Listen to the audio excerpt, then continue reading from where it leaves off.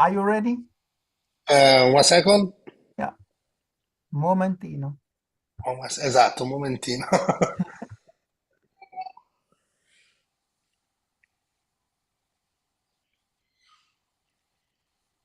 Ok, possiamo andare. Grazie. Yes. Then I would like to say welcome to this afternoon roundtable with the common theme, the reception of ancient music theory in Byzantine and Western traditions. Thanks to the Fondazione Ugo e Olga Levi, a group of researchers was in 2018 invited to join the Venetian celebration of the 550 years anniversary of Bessariion's donation of Greek manuscripts to the Marciana. To this end, a study group was formed and a conference with the theme Bessarione e la musica was organized by the foundation. After that event we agreed to continue with the Renaissance theme, namely the reception of ancient Greek music theory, but broadening the scope beyond the historical Renaissance period, looking at the Middle Ages and the early modern period as well. Today, we shall listen to 9 presentations on this central theme in European history of music. The theme is addressed from various angles, periods, and materials. It's a pleasure for us that also researchers from outside the study group have accepted our invitation. So thank you very much. I try to be quite strict with the timekeeping, which I think is necessary in this online format for ourselves and for the audience. So please help me in that objective so that we can manage to share all these interesting studies among ourselves and the audience, and hopefully also have an interesting discussion and relevant comments at the end. So please mute yourself during the presentations of other speakers. And I must particularly remember to do this myself since I have had a terrible cough for some days. I hope that my voice will survive this challenge. And fortunately, the virtual format prevents all kinds of contagiousness. So are there any comments to this brief welcome or introduction remarks that I've had? Then please raise your hands or intervene. I see no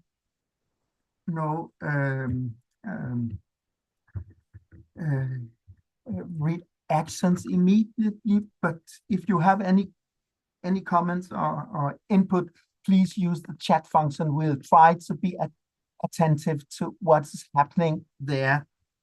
So we can proceed to our first speaker, Massimo Raffa, who is a researcher at the University of Salento in Lecce. Excuse me. And his Before Massimo, may I add a brief greeting from Roberto Calabretto, the scientific director of the Levi Foundation. He cannot be with us, but he wants to share some thoughts with us. A very brief greeting. Thank you. Dear professors, I am the chairman of the scientific committee of the Levi Foundation, Roberto Calabretto. The Levi Foundation has a high regard for this research team and is very appreciative of the results it has achieved. Special thanks to Professor Trosgaard and Silvia Tessari. I wish you all the best with your project. Roberto Calabretto. Thank you. Bring our thanks and greetings back. And then we'll proceed with Massimo Raffa and his presentation on the Byzantine reception of Ptolemy's Harmonics and Porphyry's commentary, textual tradition, ecdotics, and epitomization. Please, Massimo. Thank you.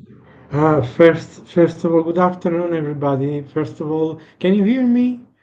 Yes. Yes, thanks. So I wish to uh, thank the organizer of this seminar for inviting me. It's something that honors me, and it's an occasion to uh, see again old friends, such as Sandra Martani, whom I see after a number of years, and Silvia Tessari as well, and to meet new people, new colleagues, and new friends. So thank you. And as you may know, I am no specialist in Byzantine music, nor music theory. I mostly specialize in ancient Greek music theory, so my contribution is a kind of a preliminary to the what we will be discussing this afternoon. And in particular, I decided to focus on a work which is perhaps the most complete writing on music theory we have from the ancient world, which is the Harmonics by Ptolemy. Um, this treatise was written in second century of Common Era, and this is a period in which intellectuals have a tendency to organize and kind of store the knowledge from previous century. Ptolemy is from the same time as Athenius of Naucratis, the author of the De Hypnosophiste, which is a kind of large work in which a diverse kind of knowledge is organized and stored around the framework of a banquet with sages discussing various topics. He is also a contemporary of Julius Pollux, the author of a huge dictionary, which is organized not alphabetically, but according to semantic areas, semantic fields, and areas of knowledge. So, in some way, Ptolemy shares the same zeitgeist, I would say, as these authors, and his treatise is an attempt to systematize the history of harmonic science in its historical development from the Pythagoreans onwards.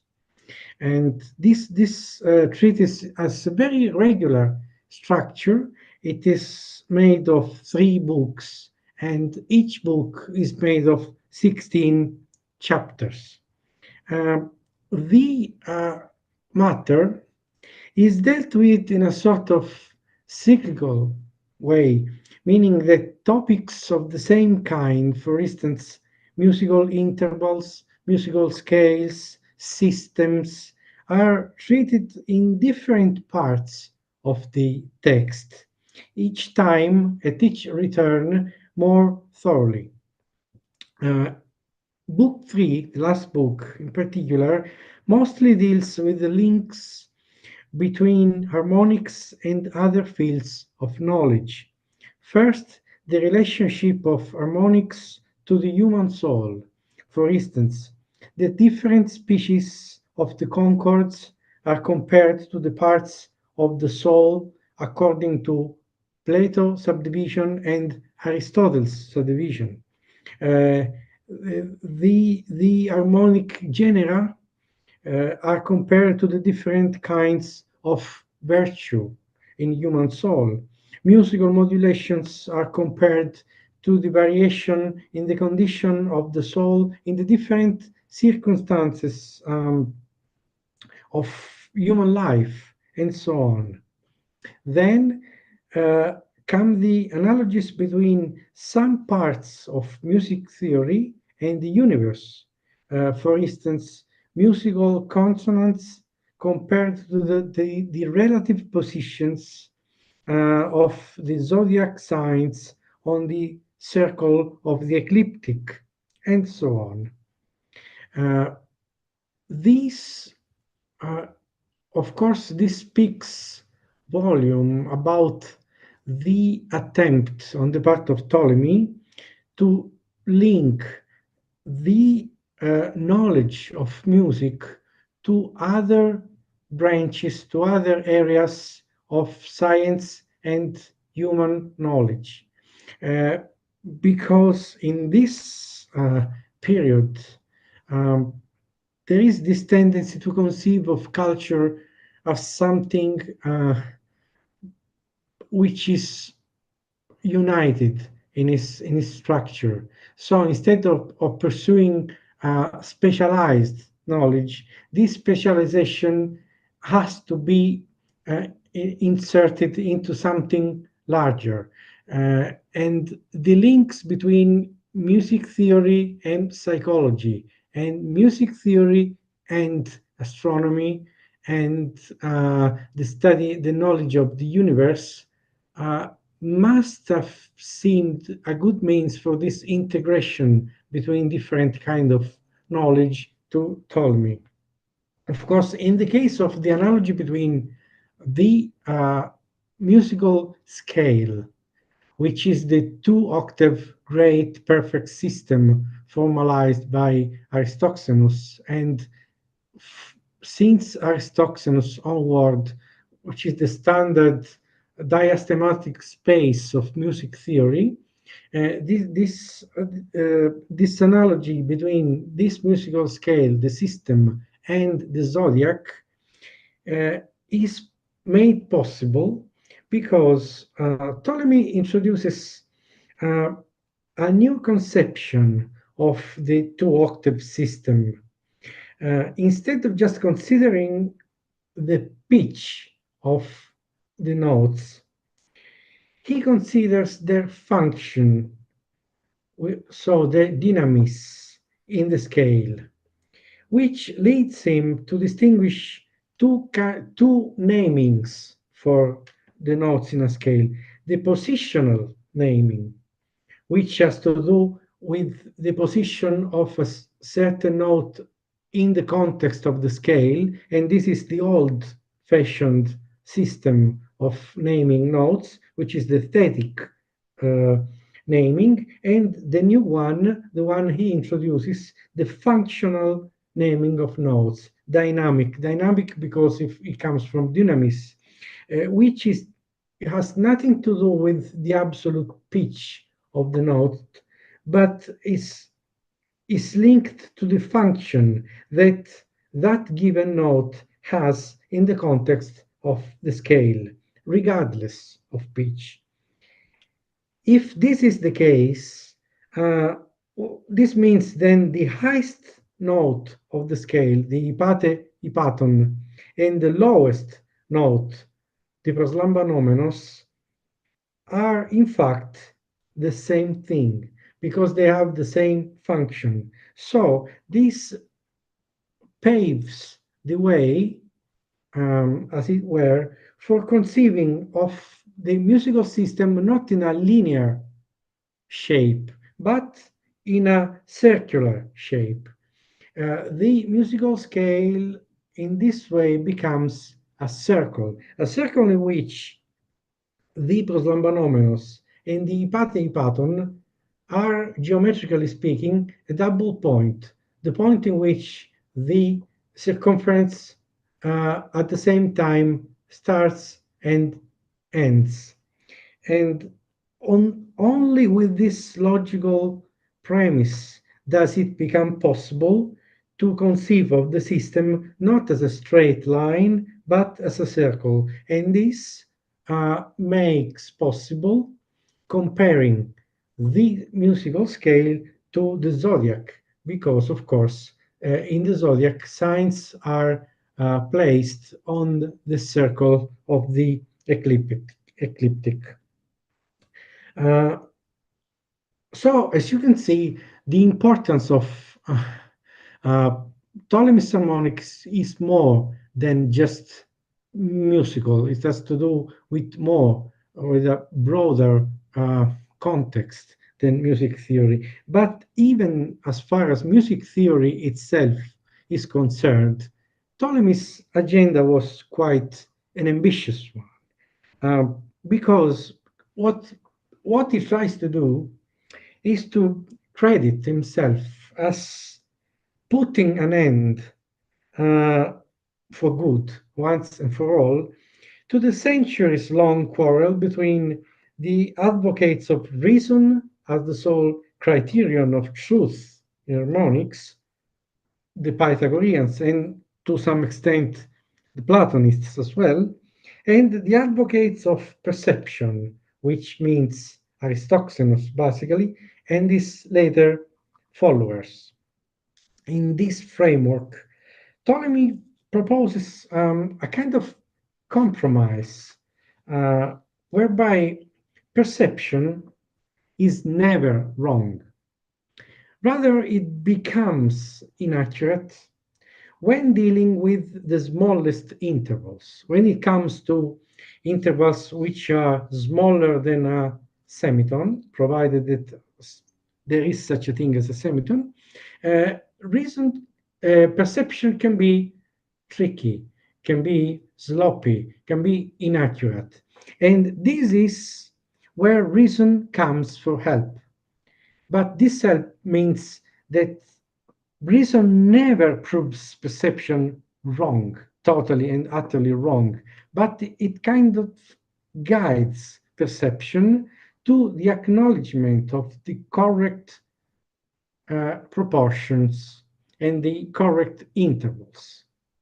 Uh, of course, in order to make his own position as the culmination of this historical evolution of harmonics, uh, Ptolemy tampers a little bit with the sources and tends to downplay those ancient authors who didn't fit into this dichotomy, reason versus perception, that he is so eager to build and to prove, because his position is that okay, the Pythagoreans are fundamentally right, but in some way they exaggerate.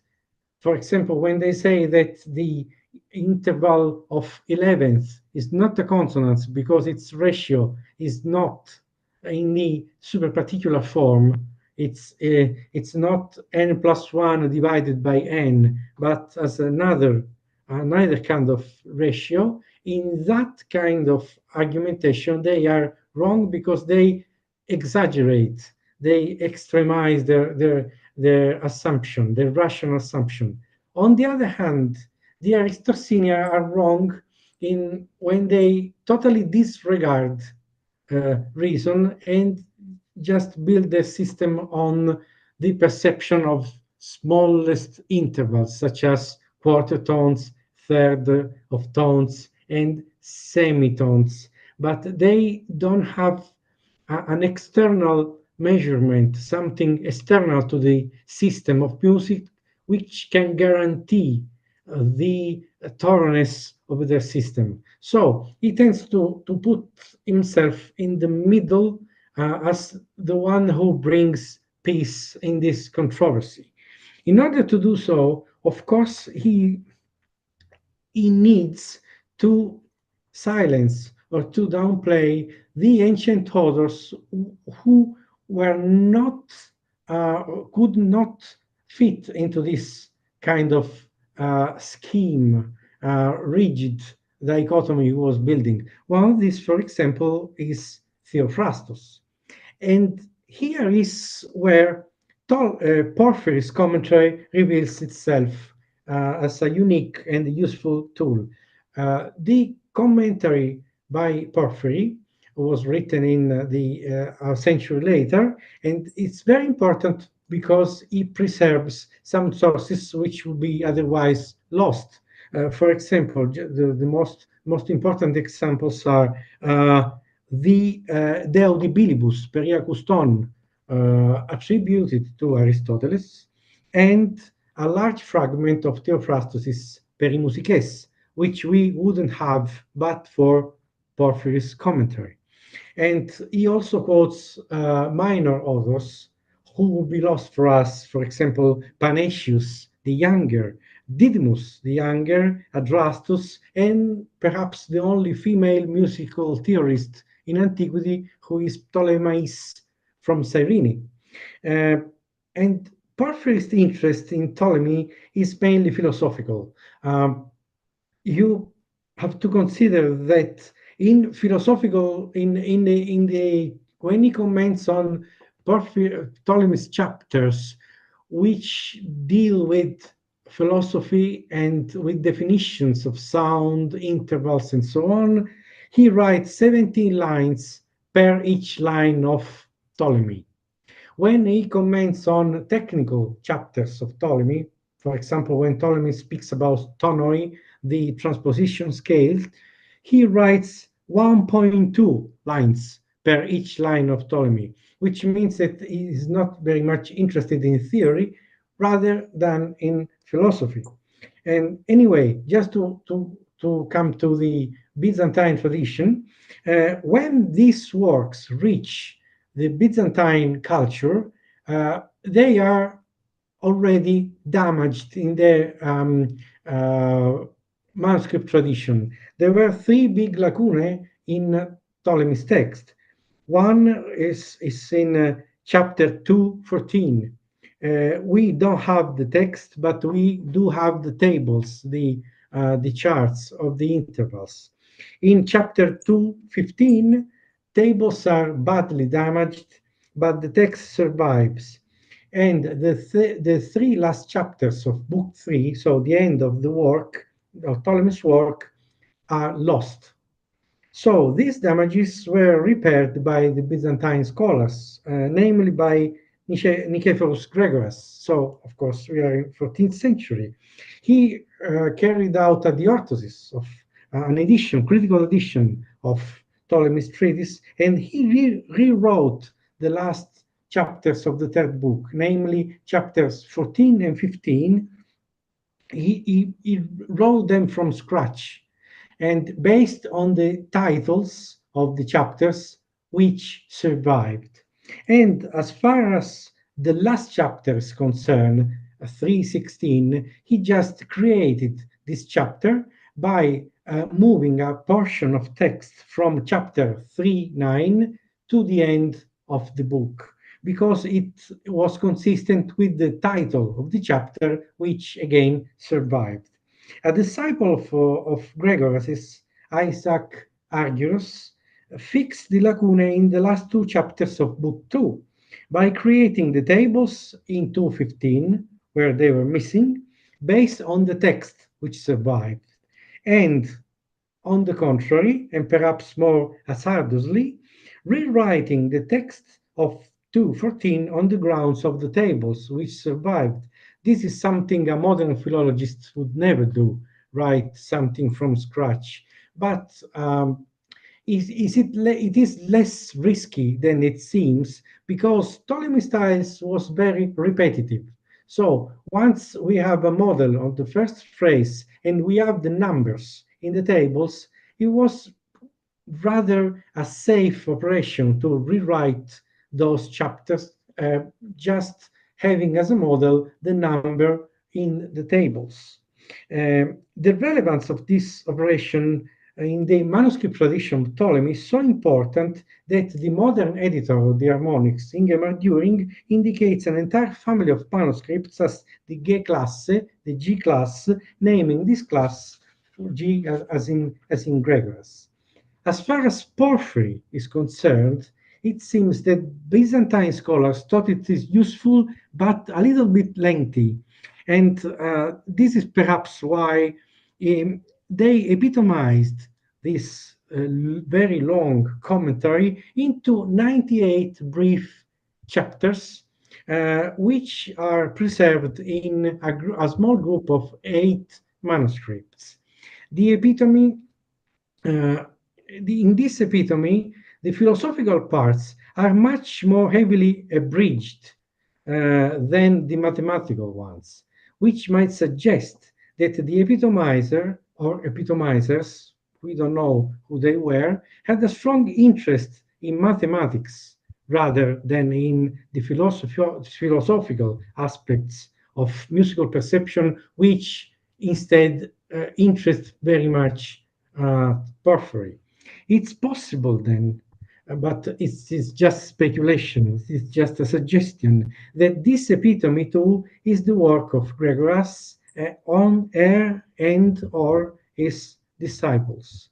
Um, I think I should stop here because Yeah. I've used quite my time. So thank you for the attention, and please forgive me for not having showed any slideshow. But as I said earlier, my computer let me down just 10 minutes before this conference, so I don't have any choice. Thank you. Thank you very much.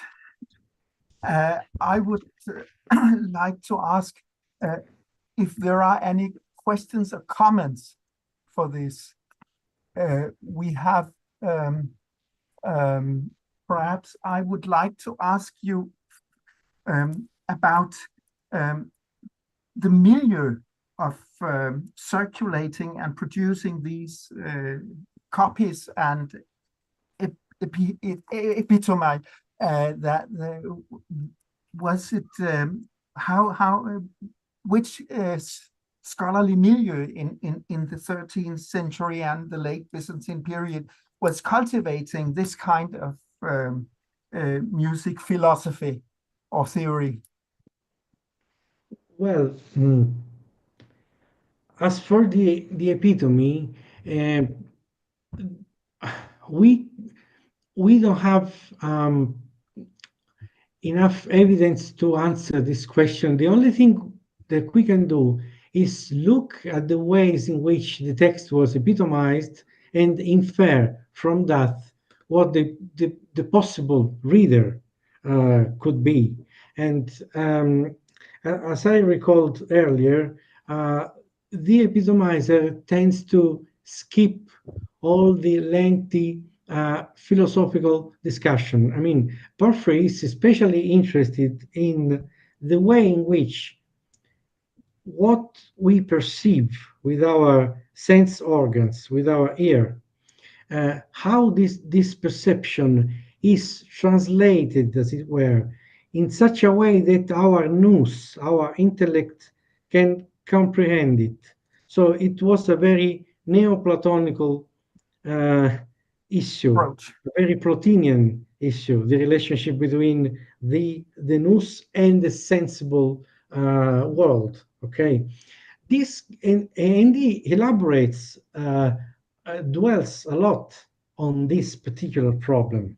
But the epitomizer, whoever it was, seems to not to be interested in this. Rather, seems to be interested in how the ratios of tetrachords are calculated by Ptolemy and explained by Porphyry.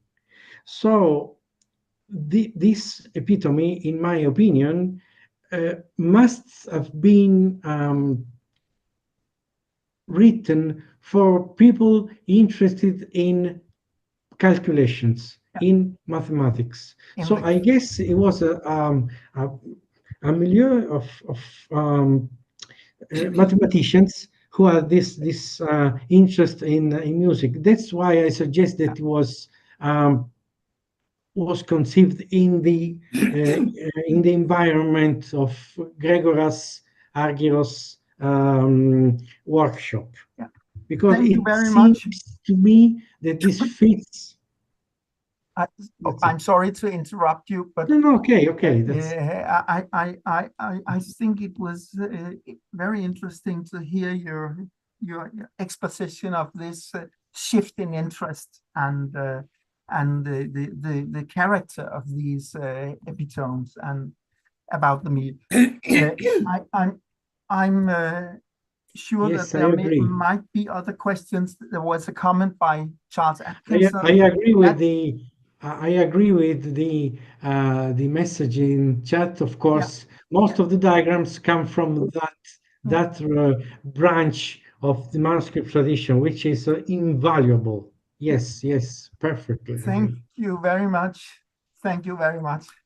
And we shall go on with our next presentation, and we can return to some of the all of the presentation at the end if it's necessary to go deeper into some of these questions. But now we are shifting to Gerda Wolfram from Austria, and a well-known editor of treatises in the series of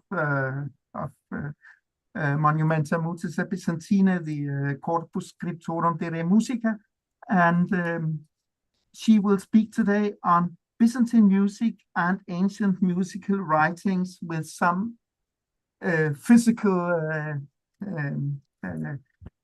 concepts involved, medicine and so on. We are excited to hear what you will tell us. So, can I start? Yes, please, Gerda. Thank you very much. Good afternoon to all of you. I'm happy to see you via Zoom. It would be better to meet in Venice, but it was not possible.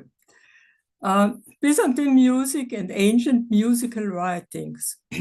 Byzantine music, as an essential element of Orthodox liturgy, has throughout the centuries required a fundamental education for its chanters. For the first time, the late and post-Byzantine theoretical writers of the 15th and 16th centuries, such as Gabriel Hieromonachos, Pseudo Ioannis Damaskinos, Manuel Chrysaphis, and Akakios Chalkeopoulos, referred to different vocal techniques used in monophonic chants. They paid special attention to the so-called calophony, a richly ornamented chant that emerged in the 13th century. The melodies of calophony were preserved in collections known as akolothie or papadike. Liturgical typica and chant books often include marginal notes with brief information about vocal expression. Akakios Chalkeopoulos, a composer, choir master, and music theorist from the first half of the 16th century, provided a detailed list of the organs responsible for producing the voice, commenting as follows. We will speak about the human voice, which is pneuma, breath, and how it is moved by 7 human organs. First, it is moved by the breath, which heats and cools the air. For this reason, we speak of a lively voice. Second, the heart moves it. Third, the liver. Fourth, the lungs. Fifth, the throat. Sixth, the tongue. And seventh, the lips, which mix the air and cool it. As early as the 12th century, Nikolaos Messaritis, in his description of educational activities at the Imperial Church of the Holy Apostles in Constantinople, mentioned the organs involved in producing the voice, the throat, the mouth, tongue, lips, and teeth. A similar enumeration is found in the 14th century Lucidarium by the Italian author Marchetto of Padua. First, the breath proceeds from the lungs. Second, it passes through the middle of the throat. Third, it strikes the palate, which holds it back. Fourth, it is split by the tongue to diversify it. Fifth, by the tongue touching the teeth. We understand what someone wants to say. Sixth, the breath is regulated by the lips. This knowledge of the vocal organs likely dates back to the Greek physician Galen, in the 2nd century.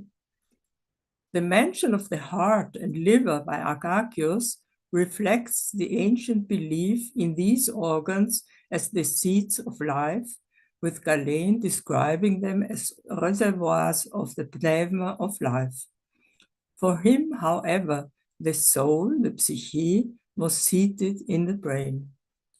This connection between bodily functions and vocal production illustrates how Byzantine theorists not only drew from ancient Greek anatomical knowledge, but also applied it directly to their understanding of music. Such integration of physiological insights helped shape the sophisticated vocal techniques that became central to Byzantine liturgical practice. The references by Akakios, Nikolaos Vessaritis, and Macchetto of Padua to the various organs that produce the voice raised the question of how ancient musical writings influenced Byzantine chant techniques. Aristotle's definition of the voice, as found in De Anima, states, "Voice is the striking of the air that is breathed in against the windpipe under the agency of the soul." This definition parallels that of Pseudo Johannes Damaskinos. He says, "Voice is the resonance of accumulated air caused by harmony and produced by the windpipe." Pseudo Johannes also describes the creation of sound as ichos, is the resonance of animated nature from many living beings heard through the motion of the pharynx, the thorax, and nasal wings. Macchetto of Padua, influenced by Isidore of Seville, adds, "Sound or voice is the sound of air set in vibration by the breath, perceptible by the ear, and formed exclusively by the natural instruments of living beings." This echoes Aristotle's discussion on how breath and the condition of vocal organs create sound variations which influence the quality and pitch of the voice. Aristotle notes that most young creatures, as well as most females, have higher pitched voices because they move less air due to their lack of physical strength. Less air moves more quickly, and in sound production, faster movement results in a higher pitch. Aristotle also references castrati, stating that their voices shift towards a more feminine quality because the strength of the sinews is weakened at the source. He further discusses the correspondence of voices, explaining that when young children sing together with men, their pitches differ as much as the highest nete and the lowest hibate notes of the scale. According to Aristotle, every concord is more pleasant than a single note, with the octave being the most harmonious of all concords. The classical authors examined how factors such as species, age, and physical condition influence the practical use of the voice.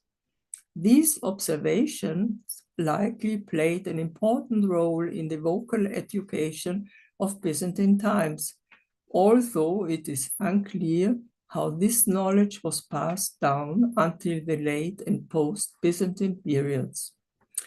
The peripatetic treatise to Ardabilibus, a commentary on Ptolemy's Harmonics by Porphyry, offers various explanations regarding how breath is produced. It states that while all humans breathe the same air, the breath and the sounds they emit differ due to variations in the vessels through which the breath passes to the outside. The treatise mentions the windpipe, lungs, and mouth as key elements in this process. Significant variation in the voice results from how air impacts these organs and the shape of mouth.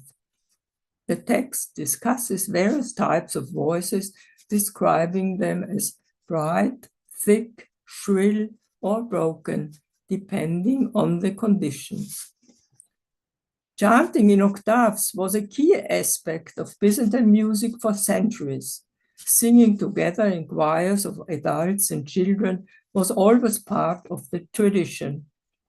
In late Byzantine liturgical books, terms such as diplasmos indicate this octave singing, where one singer chants the fundamental tone while another sings an octave higher.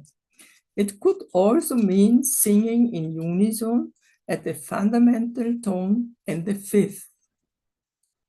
This practice highlights the close relationship between communal singing and the theoretical understanding of harmony in Byzantine music, where precise vocal training ensured the cohesion and beauty of these liturgical performances. Beyond general vocal principles, Byzantine theorists like Akakios explored specific vocal styles, often reserved for highly skilled singers, showcasing the complexity and nuance involved in Byzantine liturgical music. Akakios references the vocal techniques employed by various talented chanters, illustrated through the musical formula of the gurguri, which refers to a melody sung through the pharynx. If a chanter is highly skilled and possesses an exceptional gurguri, they will sing the strongest and fastest formula, known as Chromaticism. If the chanter's gurguri is good but not exceptional, they should perform in a simpler manner. If a singer does not have a particularly adept throat, they should sing in a more restrained middle range style, as if the sound is being swallowed. In connection with the gurguri, Akakios also uses the term himindra, which means the neighing of a horse. Thus, it distinguishes between three types of vocal execution. First, a flourish through the pharynx. Second, a kind of neighing. And third, a straightforward descent of the voice. He calls it gurgurista, himindrista, and gatevata. Similarly, Gabriel Hieromonachos refers to the notational sign aporoi as gargarion, which describes a flow of sound emanating from the pharynx. Calophony, the highly ornamented chant, required specially trained singers. Gabriel observed that singers who attempt to sing calophonically but lose the echos, or who have a poor voice, will either sing faster than necessary or perform weakly and unevenly. He stated that such singers should be removed because they would ruin the performance for everyone. Gabriel likely referred to the Psaltike, the chanters, who sang as soloists or were part of small choirs. He also noted that a good calophonic singer should have one or two other to assist them, but no more, as too many voices would turn the performance from a solo into a choir, which would no longer be considered calophony. This should be done with well-trained voices. An important aspect of musical expression in Byzantine chant is the use of theses, or melodic formulas. Each thesis, a combination of different notational signs, has a distinct performance, often reflected in its name. For example, the Paraglitiki formula is imploring, the Dromikon is expressed with trembling, the Ligisma by bending, and the Piasma by squeezing the voice. Gabriel referred to the variety of techniques as the diversity of the art, the epiklia dis technis. Pseudo Johannes Damaskinos, who was apparently involved in teaching archarii, novice children, described the difficulties of instructing young singers. He explained that the theses were written down by him and others so that students could gradually practice reciting and singing them. Although more theses could have been included, the unwillingness and impatience of the students, overwhelmed by the many musical signs, limited the exercises. The text of calophony exhibits significant expansion of older texts achieved by inserting vowels or combining the consonant tau with vowels. In most cases, the texts feature repeated syllables like to, or ti, along with terere. The author Aristides Quindilianus, who wrote an extensive music theory treatise in the first centuries, explained which letters are most suitable for vocalization. For him, the letter tau should be combined with eta, which is generally emotional and associated with feminine character, while vowels such as alpha and omega convey more masculine and active qualities. He argued that alpha is best for vocalizing melodies due to its broad sound, which allows for prolonged singing. This suggests the vocalization played an important role in music even in earlier periods. Conclusion.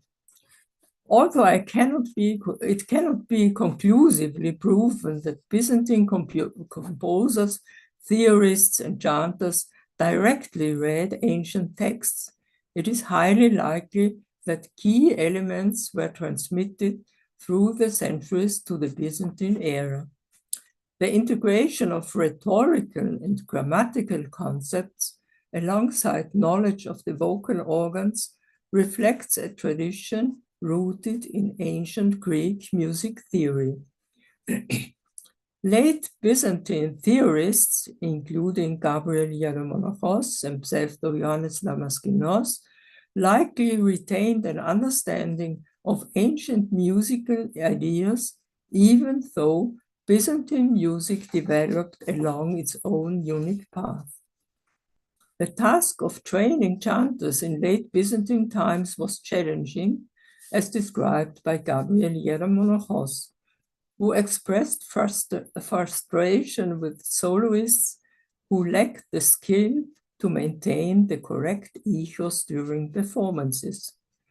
This indicates that the level of musical education during the late Byzantine period could not compare with the grand choirs of the Golden Imperial Age, the 10th to 12th centuries, when large choirs performed a wide array of musical works. Manuel Chezafis emphasized the importance of improvisation among talented chanters, and the rich repertoire of calophony, with its intricate ornamentations and extended texts, reflects this flexibility in late Byzantine music. The development of calophony led to a flourishing of compositions during the late and post-Byzantine periods, particularly thanks to the contribution of composers like Manuel Chezafis. His works, preserved in the Arkeologie of the era, showcase the richness and complexity of Byzantine liturgical music, which evolved by blending ancient tradition with contemporary innovations. This progression ensured that Byzantine music maintained a dynamic connection to its historical roots while continuing to innovate within its own liturgical context. Thank you. Thank you very much, Gerda. That was an inspiring tour around the references to vocal style and sound production, with references to the ancient concepts that have been somehow in circulation. Any questions or comments for Gerda? Then you have the chance now.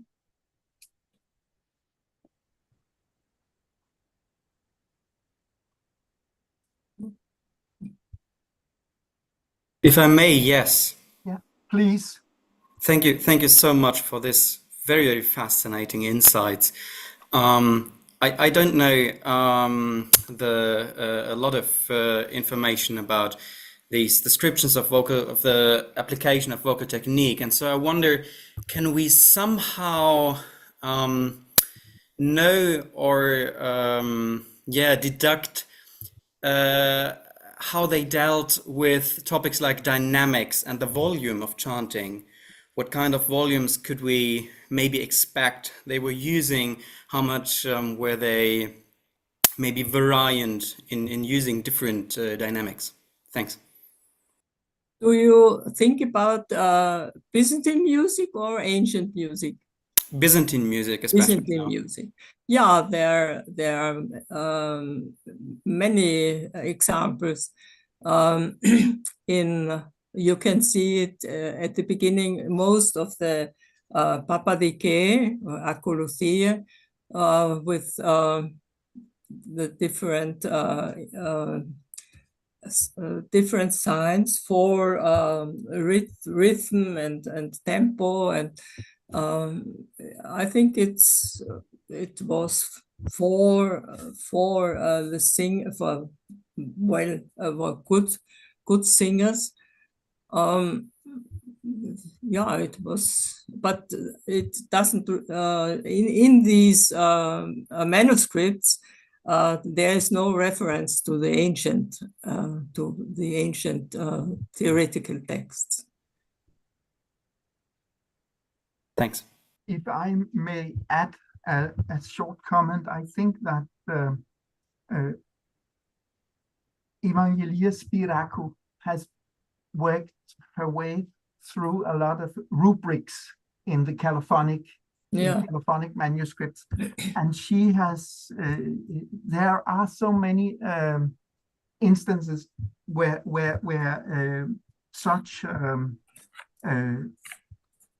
features might be indicated in some way. It's not that they have a forte or fortissimo or something like that as indication, but there are some odd indications of how things could be sung, and this goes also for the typica, the liturgical orders, that sometimes there are indications of this is done with a very clear voice or in such things. So there are materials, but it was something that was not convenient to indicate. But sometimes, nevertheless, there are some indications to see about performance levels and dynamics, intensity, and so on. I cut a part of my paper, and it was how to sing something. Can you hear me, Christian? Yes, I can hear you. Yeah. There is, for example, doxasome ipsilotera fundi, we sing the doxology in a higher voice, or polyeleos synoptikos gegligitatos. The polyeleos should be brief and most delightful, or Kyrie eleison metagravis is hieras. Kyrie eleison should be sung with a strong shout. So you find a lot of such hints in the liturgical books, in the Papavike. Thank you. There is a lot of material to hunt for, because it's not some single place where you can gather this, but you must work through such documents in order to collect all these asides, in order to get an impression of performance directions or indications. Mm-hmm. So thank you very much, Gerda. It was interesting, and I'm sure there will be more questions and communication between you and some of the participants later. But now I think it's about time that I could start. I will like to share a screen with you. Can you hear me, all of you? Yes. That's nice. So I will go on here. So my title is Between Practice and Theory, Formal Patterns from Ancient Greek Technical Literature Reflected in Byzantine Musical Treatises. The preserved examples of Byzantine chant theory may be characterized as being placed between the more dry and scientific textbook on the one hand, and texts reflecting chant education given orally by a teacher on the other hand. In order to characterize the first type, I find it most useful to use Manfred Fuhrmann's analysis of the ancient systematic textbook tradition. His material included textbooks, techne or artes, in Greek and Latin on various subjects as rhetoric, grammar, music, agriculture, architecture, medicine, and law. Fuhrmann pointed to a series of common traits in the tradition of these ancient techni, such as the occurrence of definitions, divisions, classifications, parallelisms, distinctions, concepts, listings, cataloging, and recurrent transitional formulas. Such features reappear also in Byzantine chant treatises.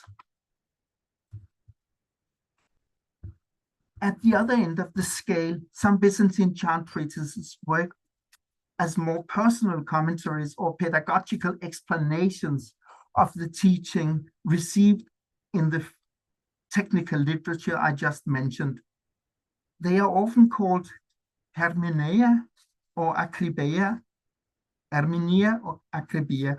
Such texts may carry some traits of oral instruction, as in the dialogue treatise I quote from here, a dialogue with an accurate account of the musical science in the art of chanting. The text is thus a pedagogical explanation or dialogue commentary on the so-called elements of the Papadiki. This work, the elements of the Papadiki, to which the Akribia refers, is a bunch of short, basic elementary teachings on Byzantine chant that I am about to edit critically together with Maria Alexandru, also for the series Monumenta Mutis Byzantina Corpus Scriptorum de Re Musica.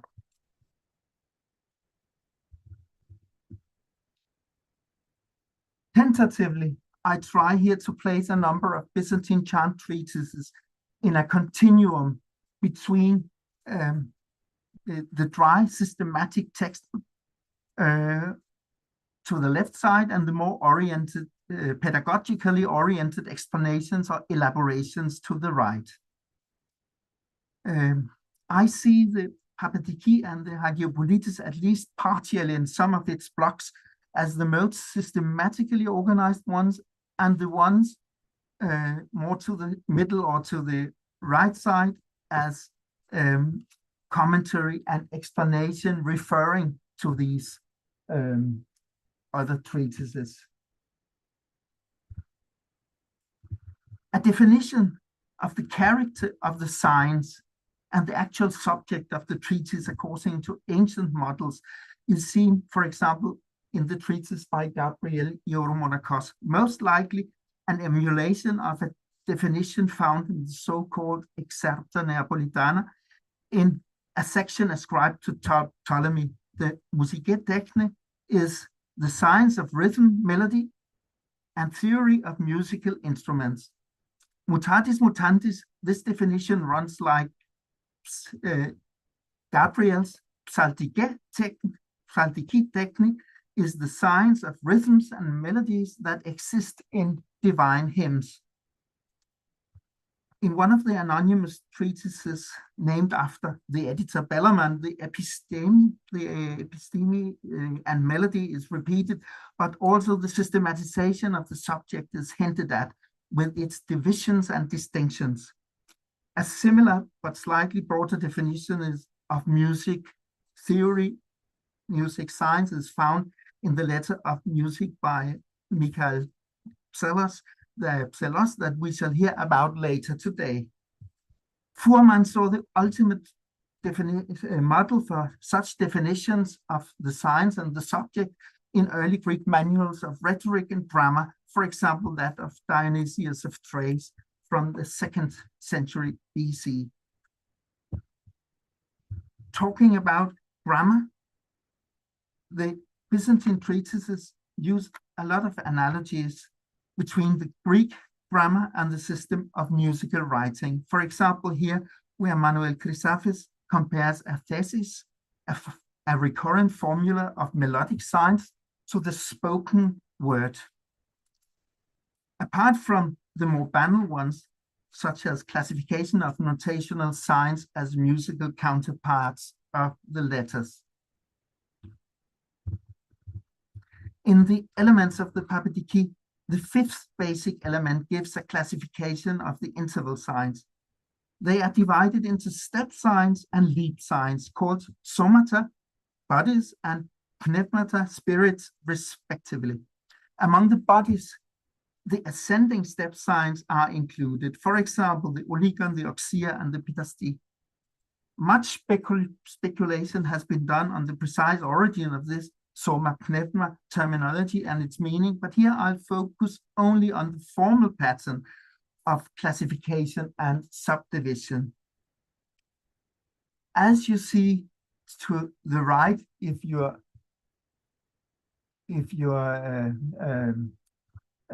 bar from the Zoom members do not shadow above over it, you see a taxonomic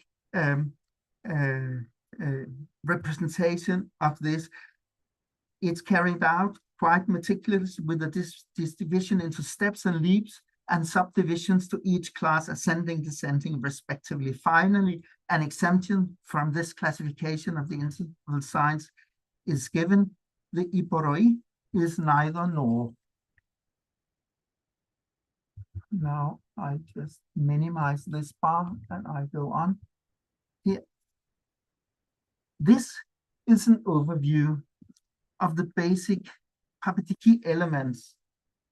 In our edition, we have singled 4 different types out. The most basic and presumably oldest one, type A, does not include much more than the title, dry list, and tables. It seems that the subsequent types, B to D, successively have supplemented this rigid skeleton of A with transitional prose paragraphs and definitions, more systematically arranged. In the poster of the heritage of ancient Greek music in Byzantine environments produced by this study group and displayed at a conference last year in Thessaloniki, I contributed with some material on element 2 dealing with the definition of the eson as degree sign and tonal principle. It was the element 2 and the word systema, and it's, in my view, a clear reference to its use in ancient Greek harmonics, where the definition of thongos, that is concise tonal degrees, diastema, that is distances between tongi or intervals, and systema, that is coordination of intervals in systems, are placed at the beginning of many ancient treatises. Here I shall go on with the basic element 3, the function of which I think is only meaningful in the context of the systematic textbook. Element 3 tells us about melodic movement. Every horizontal movement or tone repetition is expressed by the eson. All ascending melodic movement is represented by the oligan, and all descending movement by the apostrophos. But what is this? We've just seen that there are several signs that can express ascending steps and leap. What is the meaning then of this element? I find the best explanation of this element is that it works as a definition of the unit by which melodic movement is calculated. A repeated tone, one step down or one step up, just as the monas is conceived as the basic unit at the beginning of arithmetic expositions. I find a clue for this interpretation not only in the prominent position of the element at the beginning of the sequence of teachings in the Psaltike, but also in an interpretation of place in the elements of in these treatises, and an explanation that is included in the more wordy treatise, the Akribia I just referred to. And here now, why it's called oligon, that's because the master builder, when he wants to build a staircase, lays first the foundation, as we've already said in the beginning, and as soon as he has built one step from the ground level, then he calculates and builds 2 and 3 and 4 and as many as he wants, in exactly the same way. Also the maker of the vocal steps, the phonet, has made the foundation, that is the eson, and from the eson he wanted to ascend 7 steps, though not all of them at once, but only one by one. He made the oligan, namely in order to ascend little by little.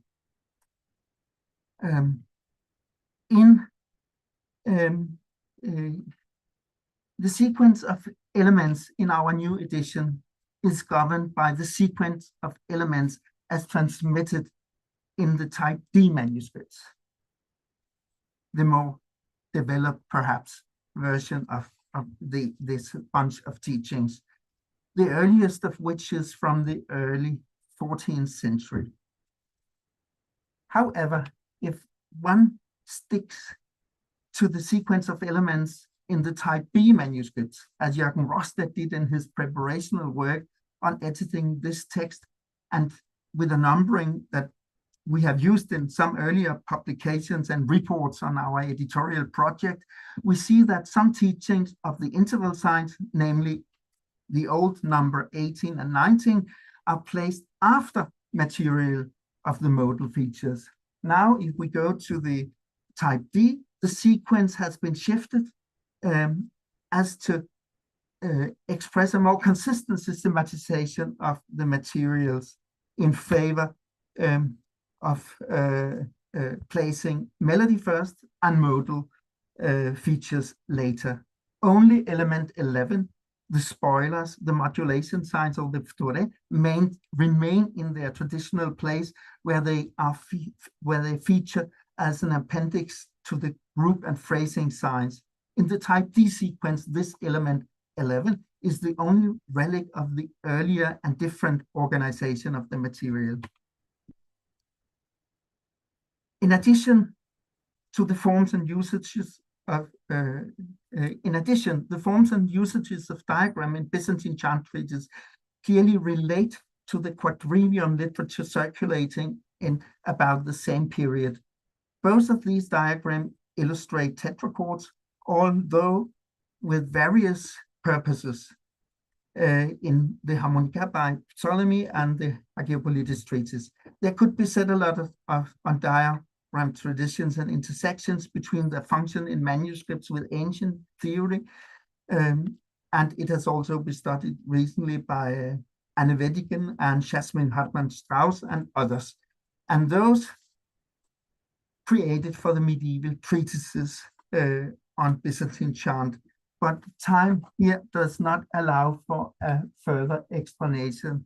I will jump to my conclusion, and it is that from this little pilot study of formal traits in Byzantine chant treatises in the Paleolithian era, it seems very likely that the methodologies of ancient Greek textbooks influenced structure, design, and wording, as also Gerda Wolfram hinted at.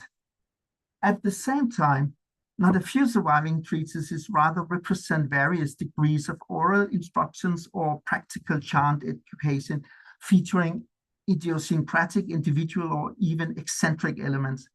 But in many instances, even such documents refer back to some of the Byzantine systematically organized textbooks on music, or even some ancient models.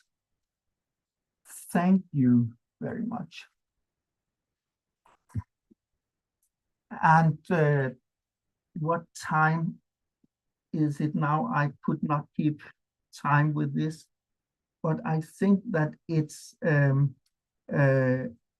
quite in time. I see that we have gained a few minutes. So please, any comments or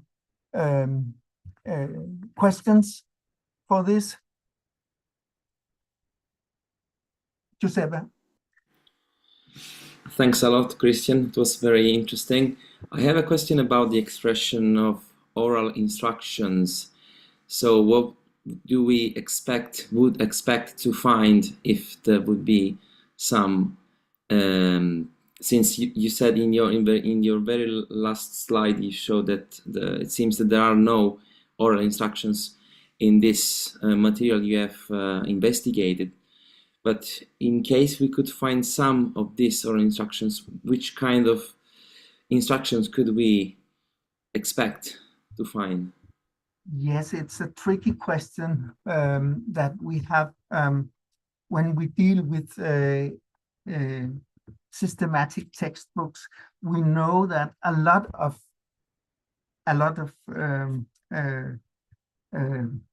works exist in different versions. One in a dialogue form, the master and teacher and pupil, and another one in straightforward instruction type, that learn this, and in fact the contents could in some places be exactly the same. But when I speak about these oral elements, it's when when the references do not follow the scheme of the Papadiki or a teaching on harmonics and so on from its very beginning, but adds some more capricious elements that might be some kind of reflections of a teacher thinking, I've taught a lot of pupils in Byzantine chant. I have a lot of good stories. I have a lot of good points and so on. I want to take it down in writing. Of course, it's a writing, but I think it's meant as inspiration for recreating similar pedagogical situations.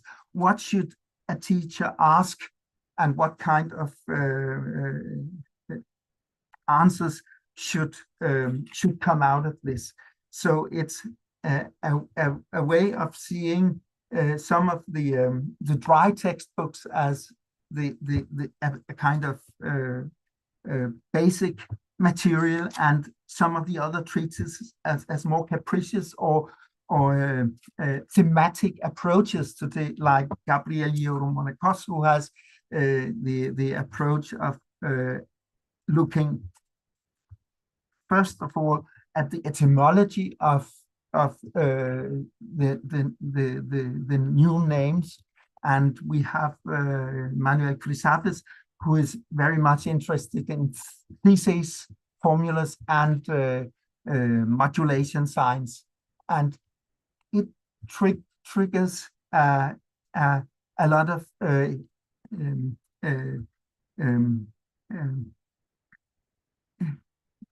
excursive places where the authors do not really follow the sequence of such basic material, but they can go into various capricious directions. So that's what I mean about the traces of oral instructions. I do not think these are some recordings. It's not a YouTube of a chant education session from the Middle Ages. It's not to be understood like this, but it's like a written document that should inspire other teachers to work in particular ways. That's how I see the dynamics between. Yeah. Thank you very much.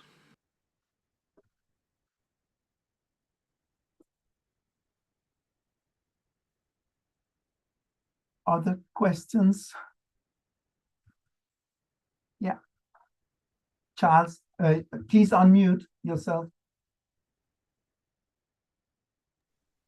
Yeah, Thanks. Chris, would you characterize all of the dialogue treatises as primarily Lehrbücher, instructive manuals, as opposed to systematic? Or can one not make that kind of thing? I think that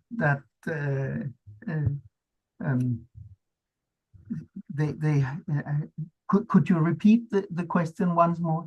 I was curious as to whether the dialogue treatises are exclusively or primarily in the theory and in the region of manuals of instruction as opposed to systematic. I think that the systematic textbooks have served as a kind of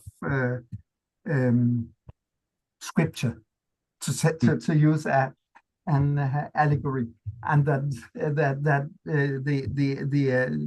many of the other treatises, they quote from the elements of the Psaltike and they try to make sense of the various teachings therein and to interpret them in various ways, so to speak, because so there is a little different in the status of this. On the other hand, we see in the transmission of the Psaltike that there are some versions, for example, version C that we work with. It has elements of the dialogue, the teacher pupil dialogue, where you have these often quite ridiculous questions and answers that just repeat some teachings that apparently originated in the scriptural treatise models they refer to, so that you can I think that the distinction is not so much between that it was not used for instruction, so it was used for it was just instrumentalized pedagogically in various forms, and these also had some written documentation in these other treatises, where a teacher or singer musician was very proud of oneself and would like to write it down and circulate it as inspiration for others. Thank you.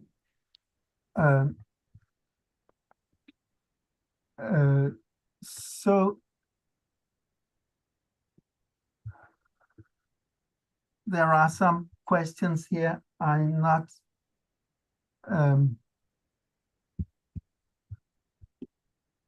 and I think that this is, it could be very interesting, but we cannot go into that discussion now in order to our time schedule. We can take it up if there are some questions after the presentation.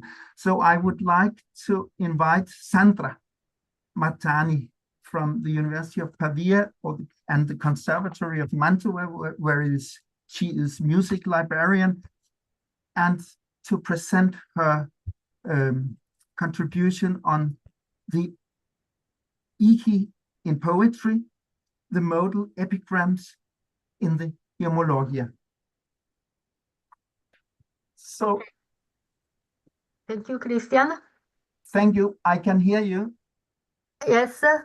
Okay, it's okay. It's okay. Okay. In the musical hymnographic collection of the Homologion, the repertory is ordered by modes, and in some copies, the acoluthia of each section are preceded by short poetic composition describing in some way the icos. The verses opening each modal section in the manuscript Grottaferrata Epsilon Gamma 2 are known, but during my researches on the homological collections, I discovered some other manuscripts presenting these epigrams. Moreover, in 1871, Christ and Paranicas, in their Anthologia Greca Carminum Christianorum, edited this text with some variants compared with Grottaferrata manuscript, but without indicating their sources. For these reasons, I decided to investigate further the presence of these verses in the liturgical books. The research disclosed a very complex tradition, and we have to consider this work only a first step, which will need further investigation.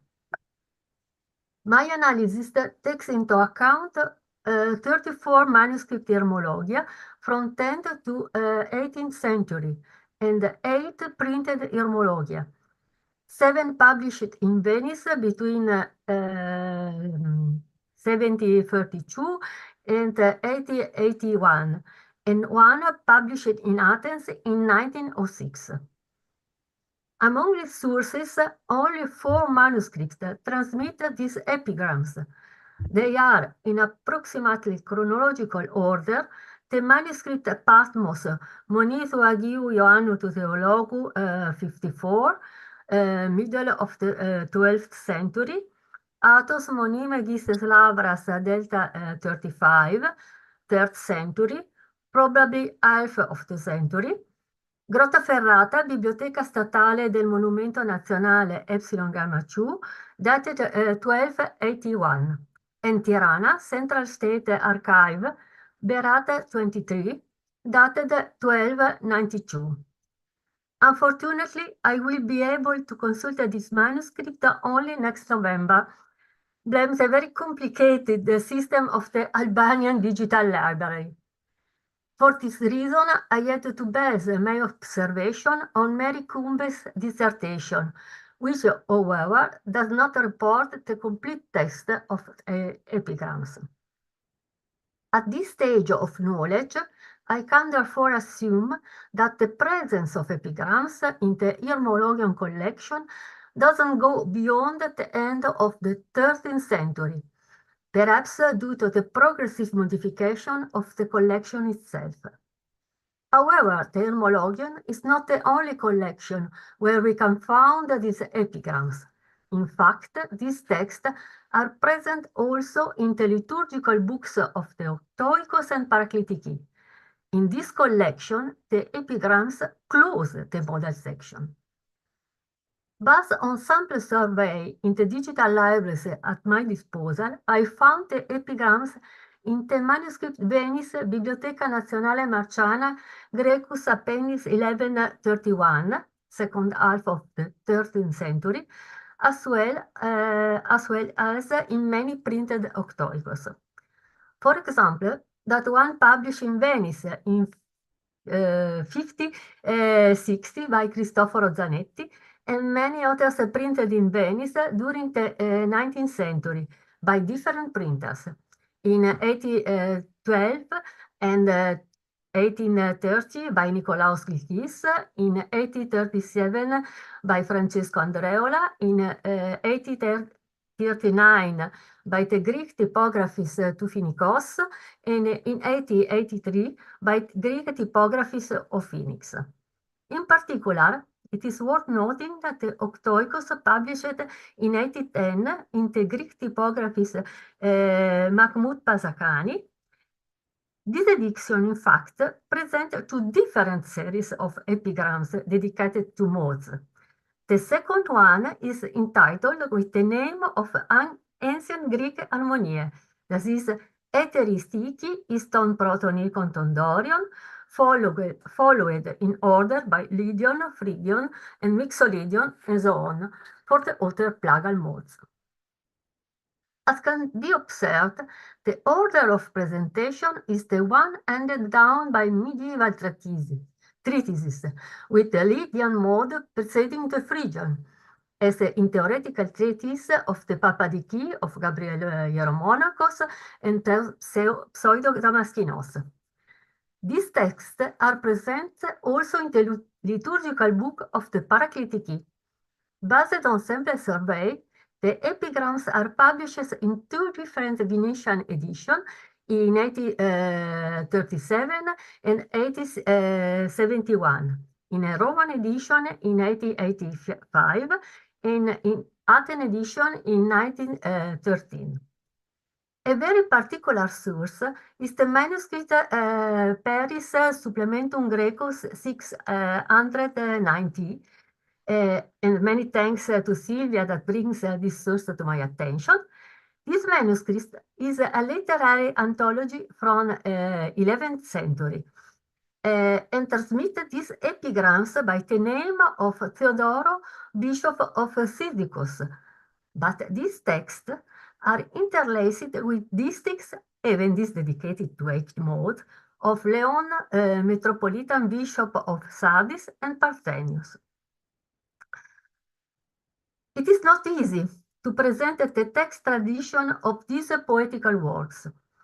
They should be epigrams of 6 dodecasyllabic verses, but the manuscript tradition presents a varied situation, as you can see in the slide. Thermologian Athos Delta 35 and Theoctoikos from Venice, of Venice, are particularly noteworthy.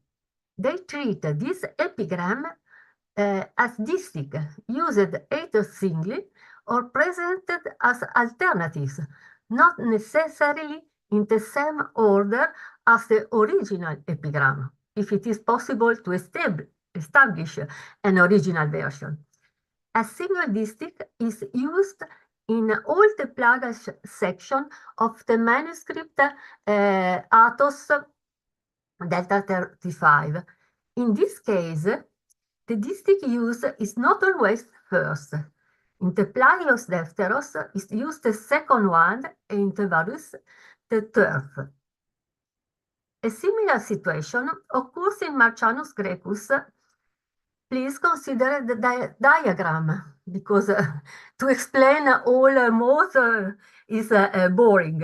In the second mode, the manuscript Athos Delta 35 has all 3 distichs, but presented as alternative and arranged in different positions on the page, as you can see in the slide.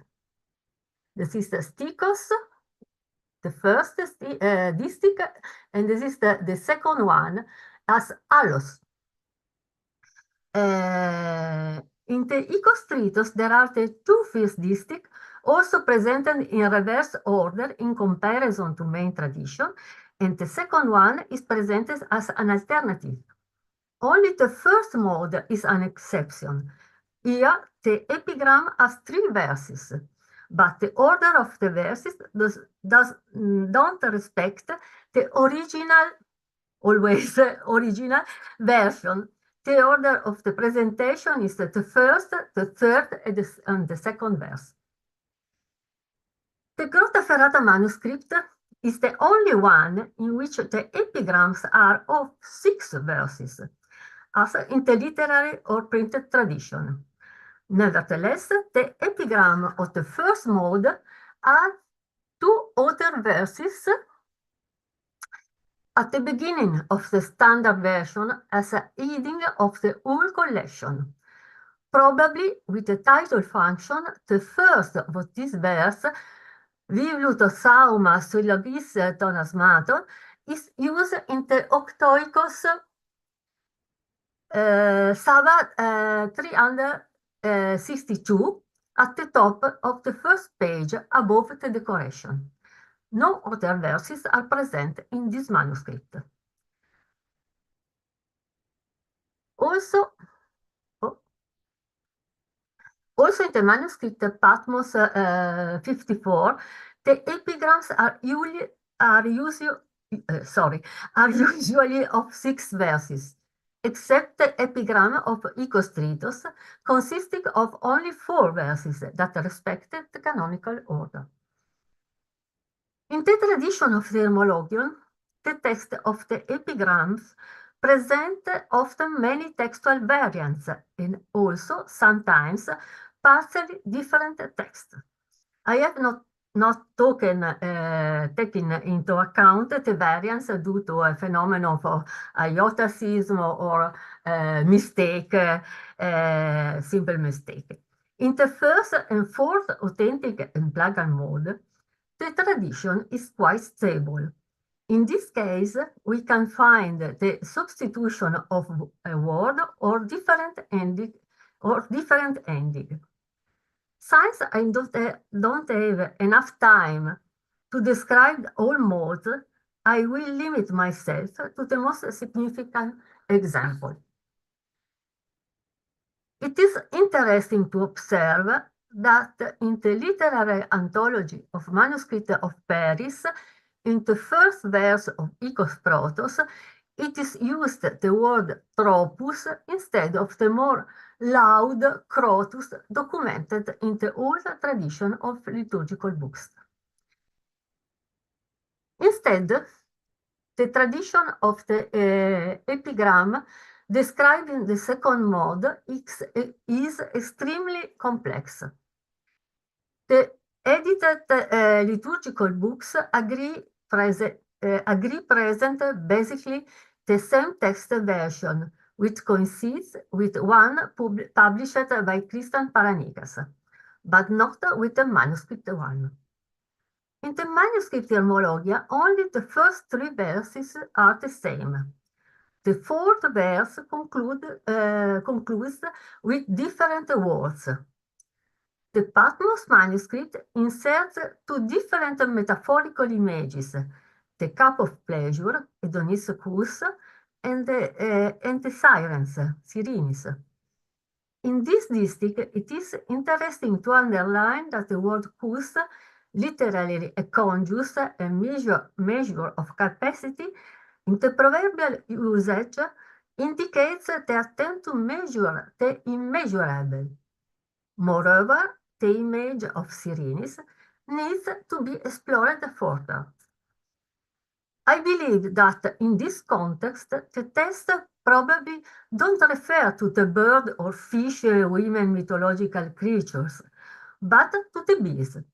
In fact, the mermaid was a symbol of temptation, which don't fit to describe the characteristic of a liturgical song, even if as metaphorical image. The sirene as a kind of bee is already attested in the lexicon of Ezechius and in the pseudo-Aristotle's work History of Animals. In his research Presenze simboliche dell'ape nella Grecia antica, Roscalla believes that also the Homeric sirens were bees and demonstrated that they are a symbol of the Renaissance soul. Also, the many adjectives used in the different versions of the epigram, as melicros, melistages, meliritos, refer to the word of bees. Also, glycystomon, or intellect version glytaton, may indirectly refer to honey. In the Grotta Ferrata manuscript, instead of the image of sirens, there is that of oil flowing, eleo rev marei. It is interesting to observe that Chrysaphes used the adjective glycitatos to describe the phthora of Nenano and describe the melos as melicron. Have this description something to do with ethos, which ancient theorists and philosophers already discussed? I believe that in order to make a comparison, it would first be necessary to establish what name should be attributed to medieval modes. In fact, ancient and medieval theorists don't agree regarding the names to be given to Harmonie and Diki among themselves too. Even if the analysis is limited to the description of the effect of the Harmonie, without seeking a nominal correspondence, we can observe that the vocabulary is different. For example, the Lydian harmony in Platon's Republic is malaki, soft, and kalara, loose, languid, effeminate. So, on the one hand, there is a closest connection with the intonation on string instrument, but there are no instruments in the Psaltike. And on the other hand, there is a negative moral nuance. That is where the crucial point lies. For Plato, but also for his opponent, for example, Philodemus of Gadara, there are agathai che kalai harmoniae, that is, harmonies useful for the education of citizens and others to be banned. Such a dichotomy cannot find a place in the Psaltike, the music for the divine hymns, Seius Hymnus, as can be read at the beginning of the Gabriel Monaco's treatise.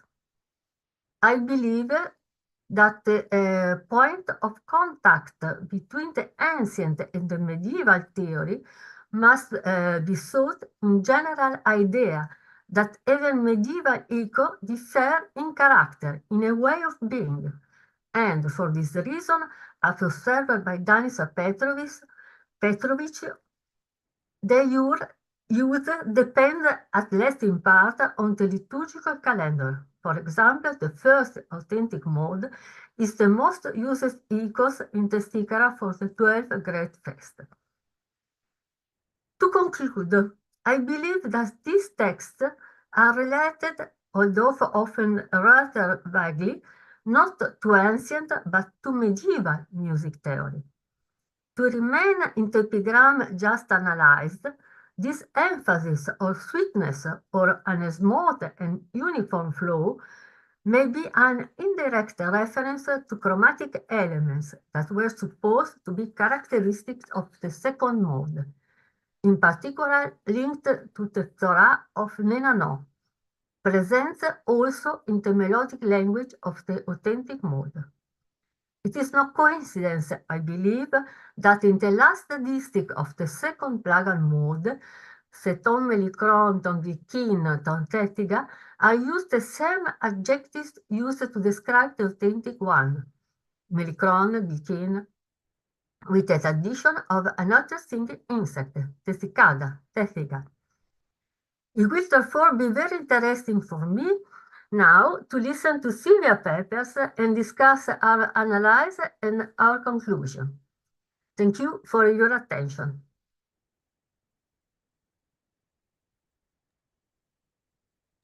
Thank you very much, Sandra. I just also place this one if I can. So, any comments or questions for this interesting survey of the epigrams connected with the Hymologia and the Octoikos Parakletiki collections, and their wording and varieties in various traditions? It's very interesting and always challenging to interpret poetry and to make some musical reality out of poetry. It's always a different exercise, but we have to try since we have this wonderful material. Any comments, Giuseppe? Thank you very much, Sandra. It was very, very, very interesting. I wanted to ask if there is a reason why in the Patmos manuscript, the first authentic mode is the only one that is not represented. If you have an idea about this. Yes, the only reason is that the manuscript is not complete. Okay. And some folies beginning are not present. Okay, thank you It's very the much. only reason. Yeah, because I saw that all the other modes were represented, so I was. The manuscript is not complete. I was curious about it. Thank you. And probably the manuscript of Tirana is not complete, but this description of in Mary Cumber's dissertation is not clear, and I hope I can in November to see the manuscript and to understand, because probably there are other variants, text variants in this copy. But, Okay, thank you. yet I'm not sure. I must control.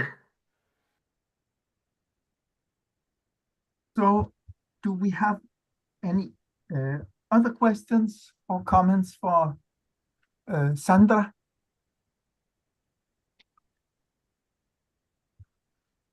So,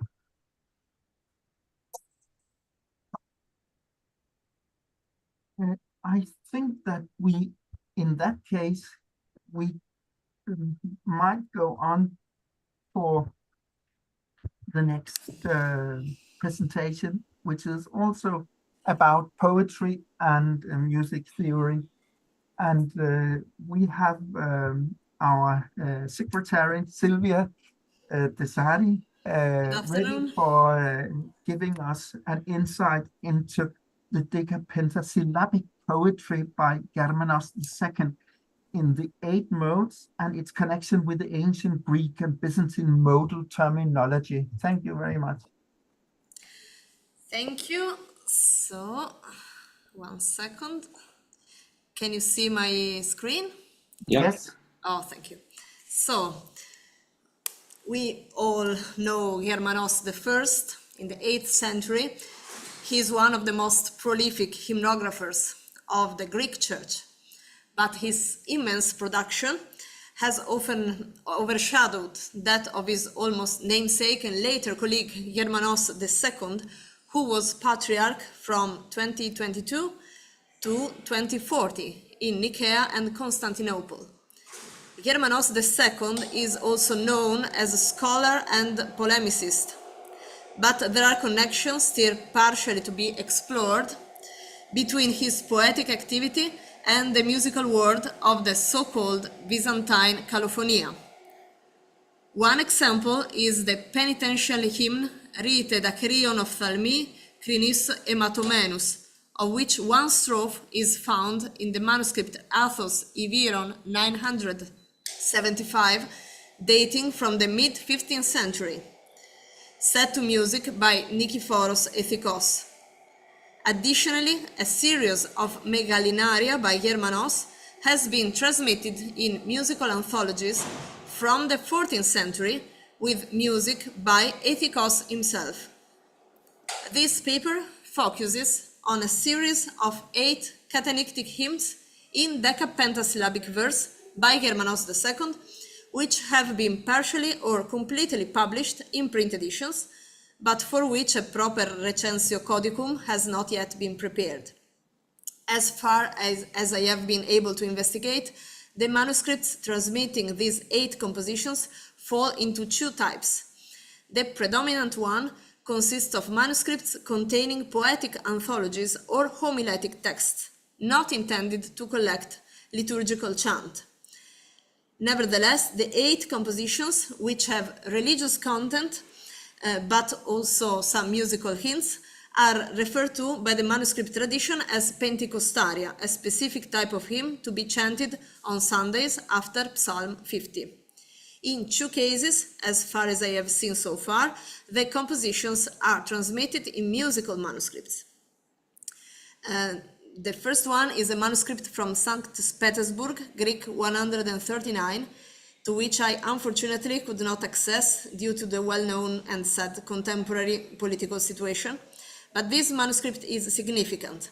In this one, it is a late manuscript from 1752, but the hymns in question are provided with a melody written by Michael Ananeotis Lampadarios. This anthology of songs is a Paleon Stichirarion, thus reviving a musical tradition of authoritative antiquity. An edition had been drawn from this manuscript by Athanasios Papadopoulos Keramevs in 1906, in which there are some lacunae, given the editor's inability to reconstruct the entire text with only one single available manuscript. The first Pentecostarion only had been published also by Constantine Horna the year before, from a manuscript of the Vaticana, Vaticanus Graecus 207. Here the manuscripts identified by me so far. So we have the Vaticanus Graecus 207 of the 13th century, but the last quarter of the 13th century. There is a rubric, but that it's partially cut, and it is possible to read the verb psallo. And it is not complete. It is up to the 4th verse of the 5th hymn in the first plagal mode. But there are musical modes written beside the strophes. Then another manuscripts from the Vaticanus Barberinus Graecus 74, 17th century. There is this attribution to Germanos II in the rubrics, not in an explicit way, but we have this, the hymns are dedicated to the Emperor Ioannis Vatatzis, so we are sure that we are not dealing with Germanos I, but to Germanos II. There is only the first 2 hymns. The first one is in the first plagal mode, and the second one with the rubric Allon. Then we have another manuscript from the Allacci collection, Vallicelliana Greco Allacci 130, 17th century. Then another from the Vatican Library, 501. And then an important manuscript, the Baroccianus, Barocci 110, in which we have the complete text, the full text, with musical modes in the margins and the liturgical destination on Sundays. Another manuscript we have to consider is one from the Ambrosiana. As in the Vaticanus, the text ends at the 4th verse of the 5th hymn in the first plagal mode.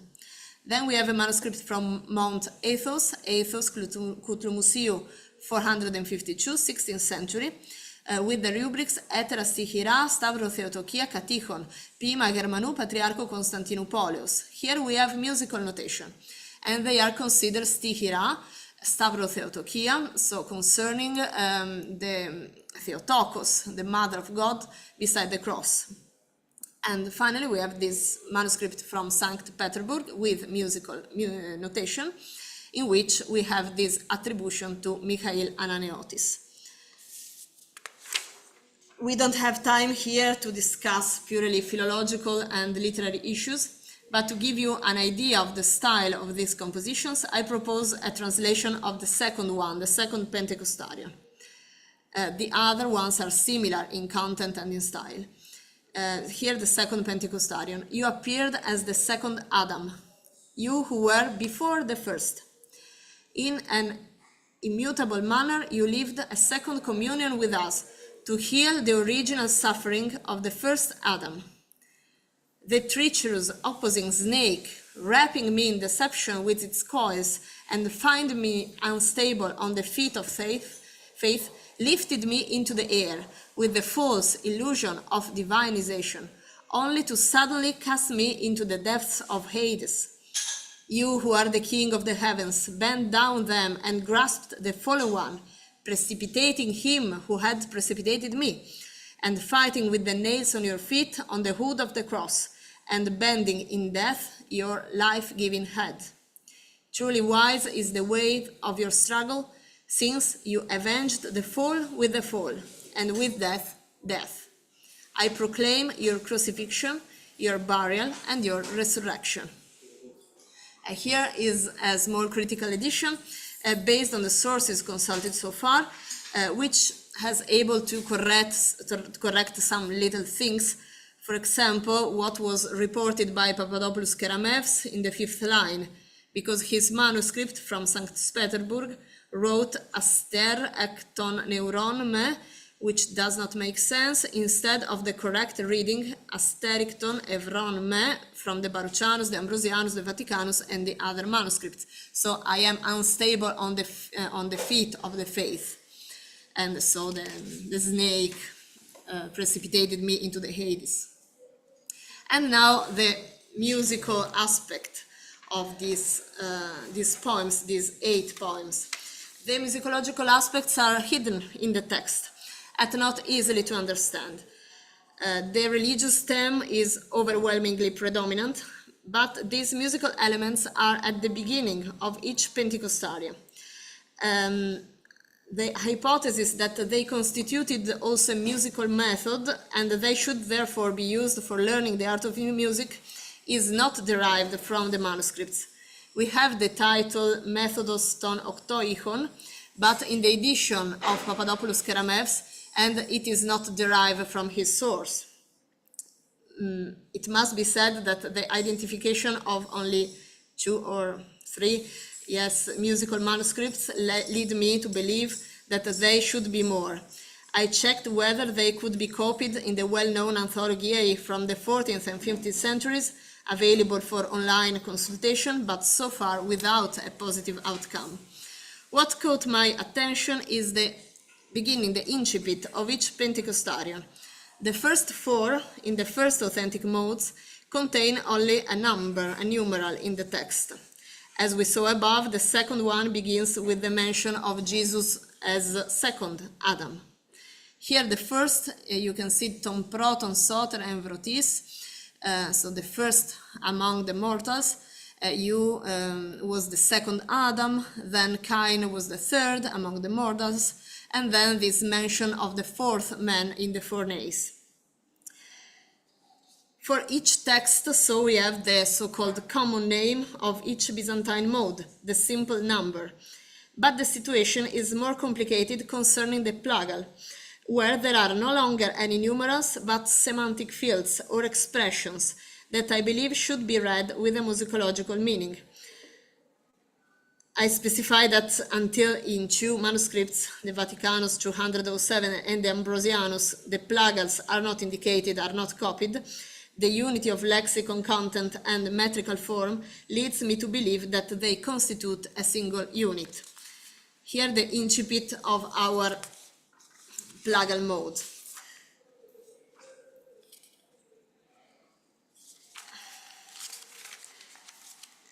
Okay, 1 second. Okay, as you can see, we have the first plagal mode with this terminology concerning order is cosmon ilthes cosmurge, cosmontina cosmian. So the creator of the world puts order on this chaos of the cosmos. Then the second one have a specific musical reference because we have the evichos chirux, so this well-sounding, and then calcus, bronze, the bronze snake. So we have musical meanings, musical terms here. The varis is very explicit because we have ichos iqueto varis, so we could hear this grave sound, this varis ichos, in the valley of Hades. And finally, the 4th plagal begins with this image of light and lightness, continuing with the opposition between the light of Christ and the darkness of the tomb. If the hypothesis of a musical allusion in each of the Pentecostaria is correct, this is not so standard. The reference is not to the numerical order, nor to the so-called proper name drawn from classical antiquity, Dorian, Lydian, Phrygian, etc., but to what a later theorist like Gavril Hieromonachos would call the idea of the modes. Musical connotations of this kind are present in Byzantine treatises but they are less frequent than in the classical world. Let's start with the second plagal mode, which has a clear musical connection. It is evichos, as we have seen, well-resounding, well-sounding. So we have to trace this word, this meaning, in different sources. My investigation has followed these tracks: research in Byzantine treatises of sacred chant, search in the Thesaurus Linguae Graece, comparison with the Byzantine epigrammatic series referring to the 8 modes, investigation in classical Greek treatises and their Byzantine outcomes, and comparison also with the text of Psalm 150, where praise to God is offered through various instruments. So we haven't found a direct connection up to now. The closest one is found in the well-known treatise by Manuel Chrysafis, 15th century, where the Nenano mode, which belongs to the galaxy of the second plagal mode, is said to express a melos melichros tekie evichos. Nevertheless, this is a definition in which the adjectives has a descriptive value and they do not seem to be specific labels of the mode. But an interesting source is a marginal note in manuscript Patmiacus 52, which is dated to the 9th-10th century according to the catalog information. Here we have on folios 48 verso 49 recto a significant note made, we think, from the scribe itself, in which the musical modes are associated sometimes with their proper names and with qualifying adjectives. So we have the first one, the protos, legete melodos. His name is Melodos, and the second is Evichos. The third one is Neastis, Idorios, and the fourth one is Aglaistis, making light and joy. The plagios of the first is Choreftis. The plagios of the Defteros is Lydios. The plagios of the Varis is called Varis, and the plagios of the fourth is Asmatikos. Here there is a mention of Dorian and Lydian, not in the order that later becomes standard, and the association between names and adjectives can, in some cases, be surprising. The first plagal, for example, is described as Choreftis, dancer, while an association with dance is found, for example, in Constantinos Porphyrogenetos in relation to the fourth authentic mode. Moreover, the quality of the fourth authentic mode, aglaistis, is a non-classical word, although it is attested in late and Byzantine Greek, meaning that makes bright or that brings joy. Here we have the adjective evichos, but in association with the second authentic mode, not the plagal, as in Germanos II. This note by the scribe in the Patmiacus manuscript has a tradition that we still need to decipher. I note that many centuries later, it appears in an anonymous question and answer treatise that I read in manuscript number 10 of the Psachos collection, now at the Capodistrian University of Athens library, concerning the names of the 4 modes. And it states, Protos Dorios, Melodos Utos, Defteros Lydios, Evichos Utos, Tritos Phrygios, Aglaistis Utos, Tetartos Mixolydios, Asmatikos Utos. In this source, there is a systematic approach with 3 pieces of information for each mode: Byzantine numbering, the Greek name, here standard, and the corresponding adjectives. The third is associated with joy light, and the fourth is asmatikos. The plagal modes are listed below, but only with their specific numerals, plagios of the first, plagios of the second, and so on. The musical notations of the first and fourth plagal modes have fewer, albeit problematic, counterparts in the sources. So in Germanos we have for the first plagal mode this concept of order, of cosmos. This is not found in the aforementioned sources, nor have I been able to identify it exactly elsewhere. If we read the treatises on classical music theory, we find a reference in Aristotle's Politics to Lydian harmony, which alone would unite order with education. However, an ideal association of the first plagal mode with Lydian harmony seems eccentric even within the extremely varied landscape of Psaltic art. In the Byzantine world, we see a possible connection with the epigrams of the Octoechos, which Sandra Martani just spoke about. specifically regarding the first plagal mode, where the adverb evrithmos is associated with the mode. However, this is not a definitive solution. Finally, the fourth plagal mode, brings light and joy. Germanos II say that there is this kufi nefeli fotini. However, this final strophe, in the fourth plagal mode, requires a greater caution. It is in fact copied independently as a stichiron in a very famous manuscript for us, the Ambrosianus 139 Superior. Here it is copied only this part, this strophe, in an appendix containing Stavrotheotokia attributed to Leo VI the Wise. So we have from the end of the 9th century and the beginning of the 10th century. The melody is in the fourth plagal mode with the typical cadences of the mode. The attribution of Leo the Wise seems difficult to me because the composition not only does not diverge from the typical rhetoric of the others in the series, but especially because it is a decapentasyllabic composition. This metrical feature does not preclude an earlier chronological placement than Germanos II. There are decapentasyllabic compositions written by Constantine VII Porphyrogenitus. However, it is precisely this Stavrotheotokion that is cited in every recent publications as evidence that this type of hymn dates to the time of Leo VI.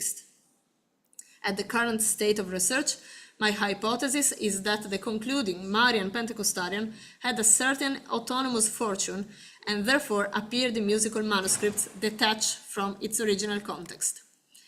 In conclusion, regarding the hymns by Germanos, we still cannot precisely identify the theoretical references underlying the modal descriptions. However, we can at least derive from this octoechic series a tendency to describe the modes through adjectives that convey the idea and the ethos as well of the modes. We have sporadic and isolated references to these tendencies, but they are very consistent over time.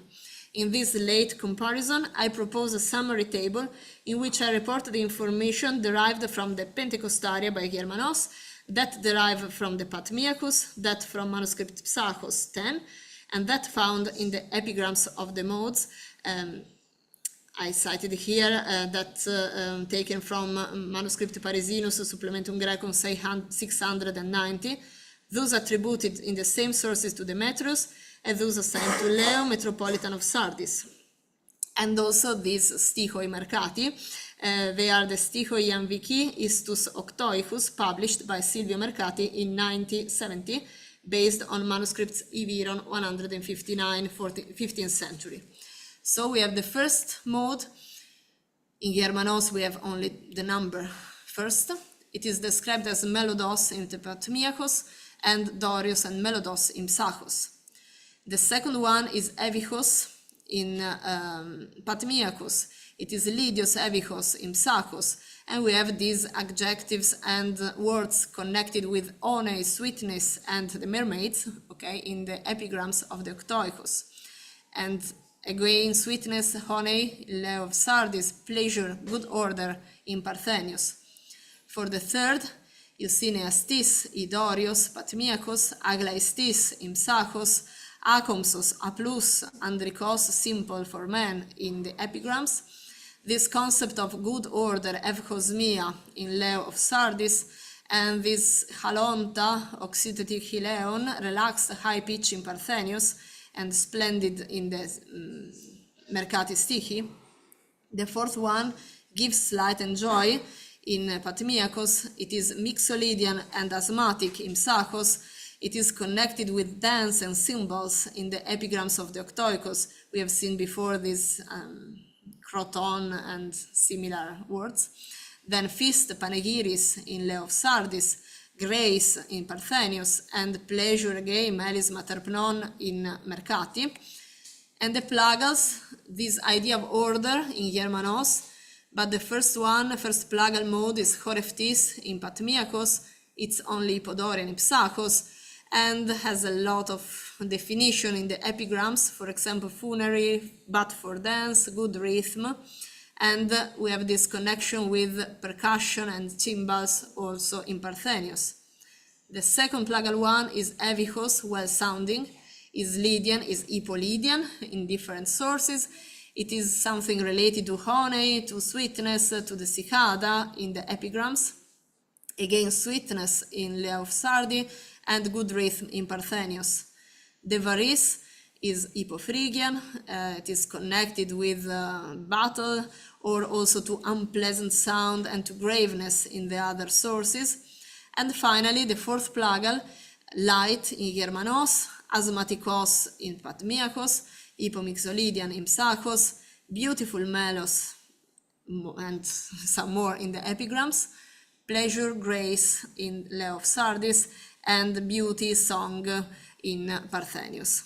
So this is a first investigation, but I hope this can be a fruitful way to approach these difficult definitions of the mode. And thank you for your attention.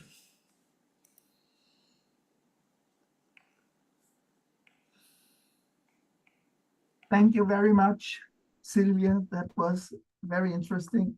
And I think that it's really nice to have an overview of all these sources from various centuries and traditions, and to try to put them into such a table in order to see the variety and some common traits to in this tradition. Any comments or questions for Sylvia from the audience and the participants in the roundtable?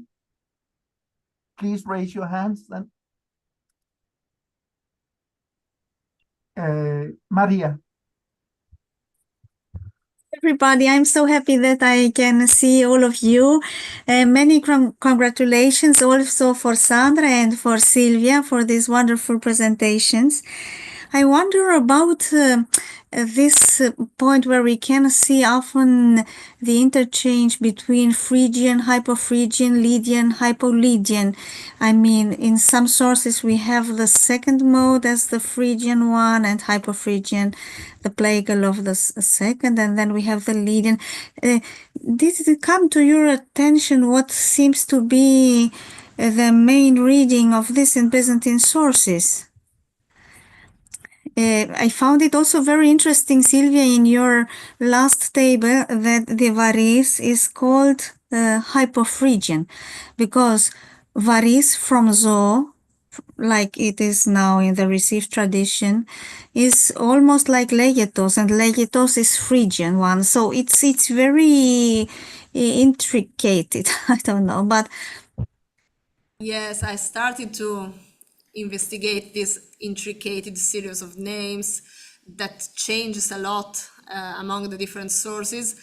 I started from the Geopolitis and so on, but I don't have a final solution about this. I have only written a lot of tables with different names of the modes, but without finding yet a solution about this connection. They are different in different times with maybe different approaches to this ancient idea of the modes.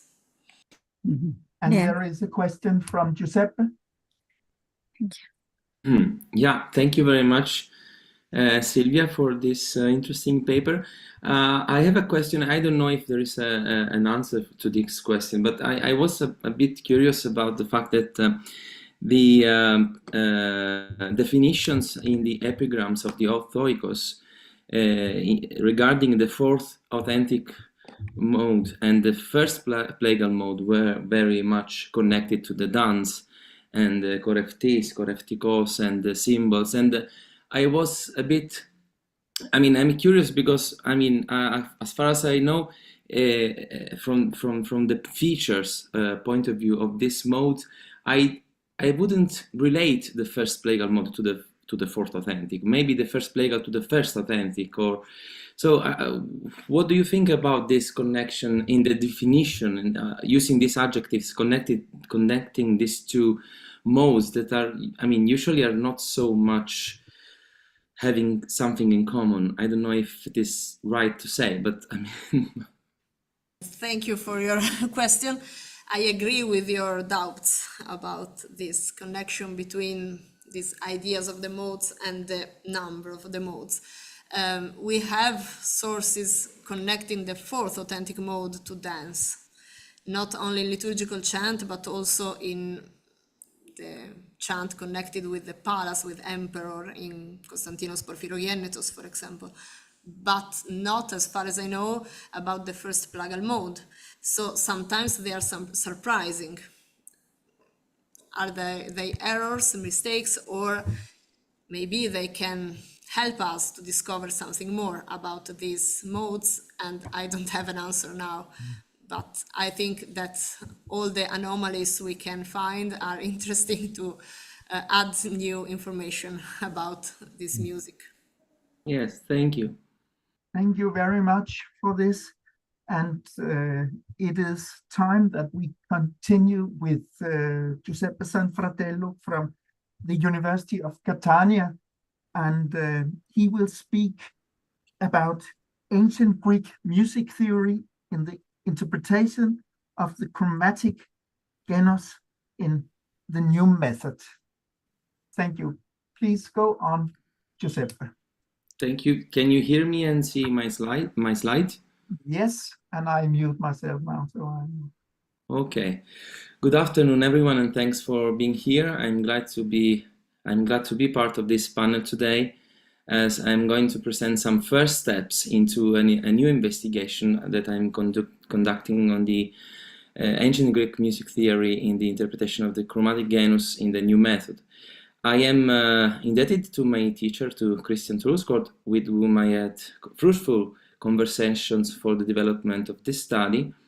And first of all, as I stated in advance in my abstract, I'd like to specify that my paper moves from the review of some literature on Chrysanthos of Maditos and the interpretation of terminology of Defteros modes in the new method as formulated by the teacher, together with Gregorios Protopsaltis and Curmusios Cartophylax.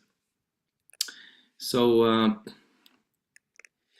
in order to do so, I used two sources, the Theoreticon Mega and the manuscript Athens 1899, and some literature from our field to create the frame to describe the elements I am going to share with you.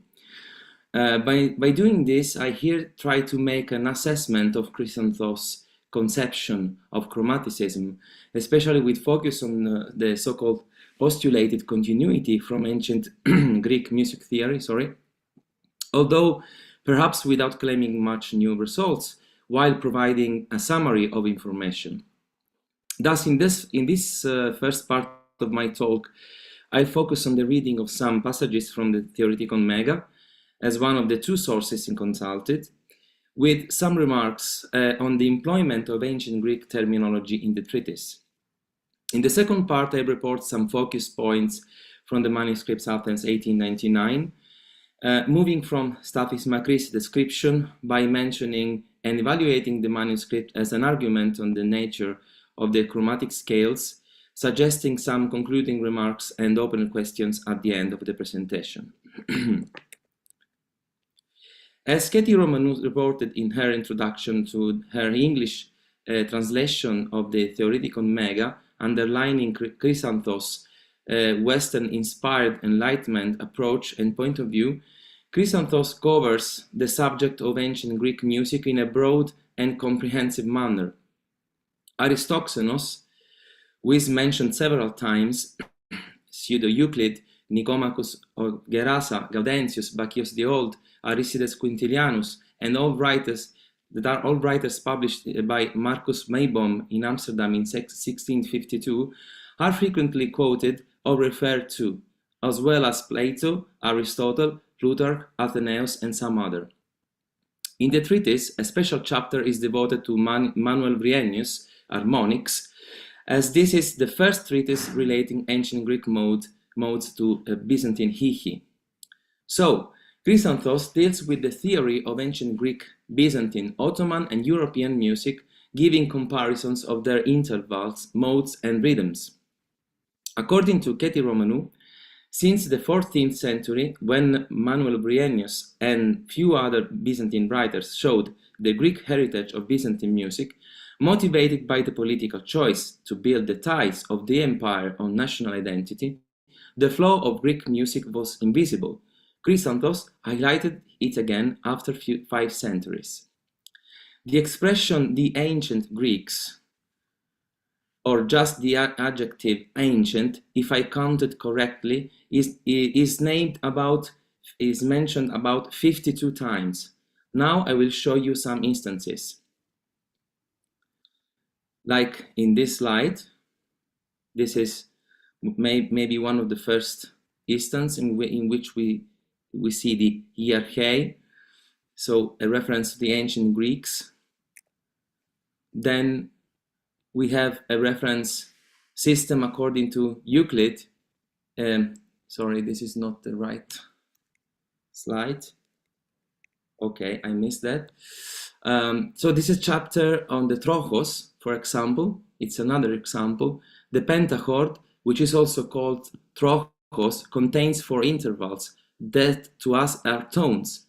To the ancient Greeks, 3 were tones and 1 lemma. These 4 intervals are delimited by 5 notes, pa, bu, ga, di, pa, according to us, according to the ancients, te, ta, ti, to, te. In chapter 11, we have a reflection on triphonia.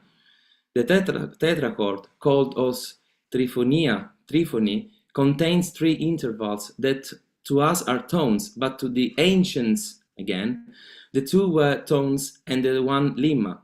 These 3 intervals are delimited by 4 notes, ni, pa, vu, ni. Another example, and here we find a certain concept of transmission that is highlighted in this passage reported in paragraph number 13. The ancient Greeks handed over to us 3 genera, the diatonic, the chromatic, and the enharmonic. The diatonic is the most natural of the 3, the oldest and the easiest. The chromatic is more artful, more recent, and more difficult. They also handed over to us 3 systems, the diapason, the trochos, and the triphonian. When referring to the chromatic genus, the teacher states that is more artful, more recent, more difficult. Perhaps it is conceived as the more artful because chroma is music, chroma in music is what has the power to paint the quality created by the notes of the diatonic scale and produce the quality of a different ethos. Basing his reform on the ancient theories and terminology, Chrysanthos mentions, for instance, that according to Euclid, the chroma is sung at descent with the 3 semitone, a semitone and a semitone again, like ga, vu, pa, ni, the interval ga, vu being a 3 semitone as the ga is in ephesis and vu in diesis, the interval vu, ga being a semitone and the pa, mi another semitone. At the ascent, it is sung reversely, semitone, semitone, and 3 semitone, ni, pa, vu, ga. Also, it is explained that the chromatic genus does not produce just 1 scale, but 2 entirely chromatic scales and 2 mixed ones, among the most commonly used, os Christotere. I have added here this image that I reconstructed by putting together in Photoshop on the same page the diagrams of the chromatic genus provided by Chrysanthos, which are originally arranged on 2 pages. Now, moving to discussion on the Defteros modes, Chrysanthos indicates that the second hikos applies a chromatic scale, while in chapter 11, the plagal of the second hikos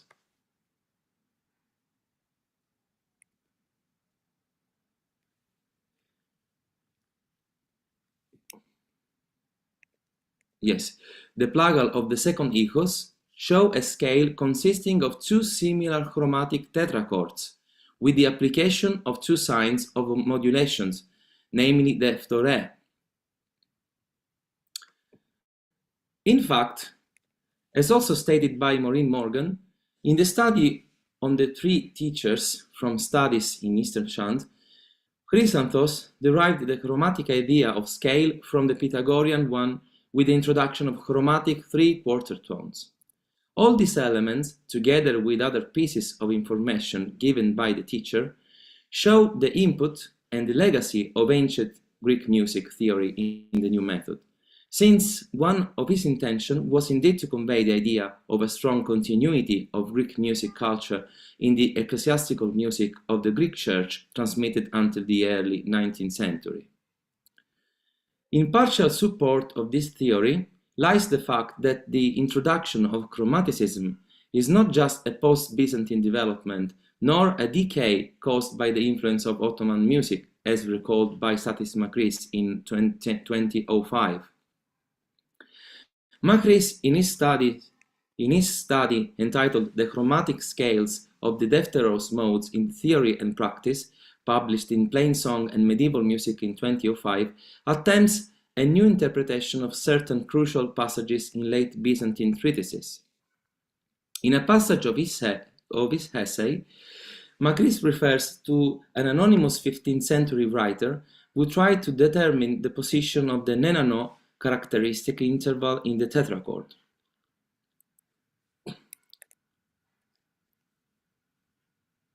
The passage was presented for the first time by Johannes Zanus with a German translation in Ichos und Macham.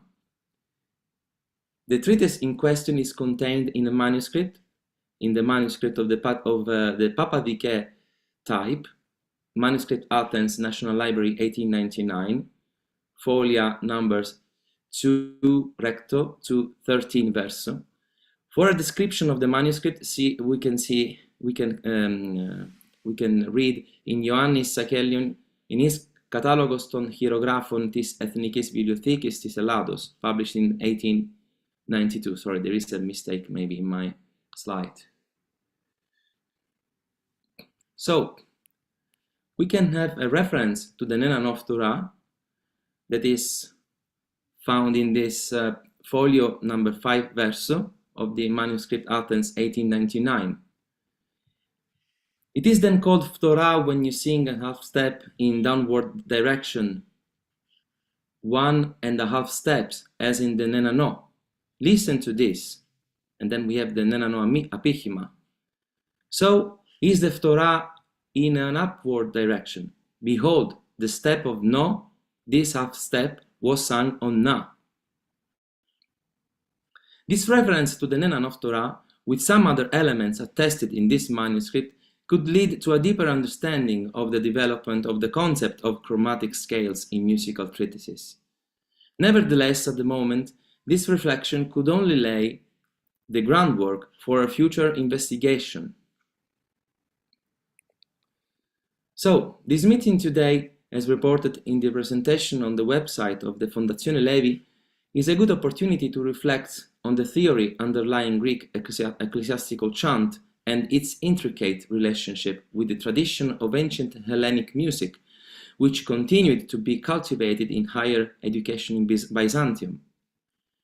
This then created the motivation for investigating some new aspects relating to when, how, and why the rich corpus of ancient Greek musical theory was used in various subsequent contexts in the East and in the West. This preliminary study of mine could soon lead to the effort of examining all the references to what Chrysanthos intended as kata tous paleus, by clarifying what terms he employed, as well as specifying from which works or editions he borrowed them. To try to check, so one of the points open question is referred to trying to check Chrysanthos' references to the Pali, to the Palei, and focus on his actual use of ancient theory. So which works, which editions, which terms he recited. it would be interesting also to make a complete list of terms taken from the terminology of ancient Greek music, not so much from a linguistic point of view, but more conceptually speaking, with respect to the influence and application of an ancient lexicon in a modern, or rather reformed, music grammar. I hope to be able to deal with this in the near future. And last but not least, I could also think about trying to figure out if the expression episactomelos is used. It's found. Actually, so far I didn't find this expression in Chrysanthos Theoreticon Mega, but this could be also another point of deepening the investigation later. So, thank you very much for your attention, and I will be happy to receive comments from you.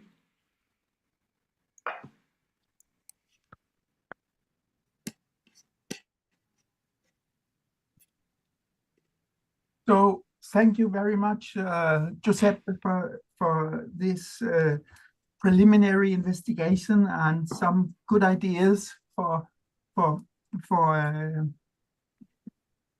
going more into details with a couple of themes here.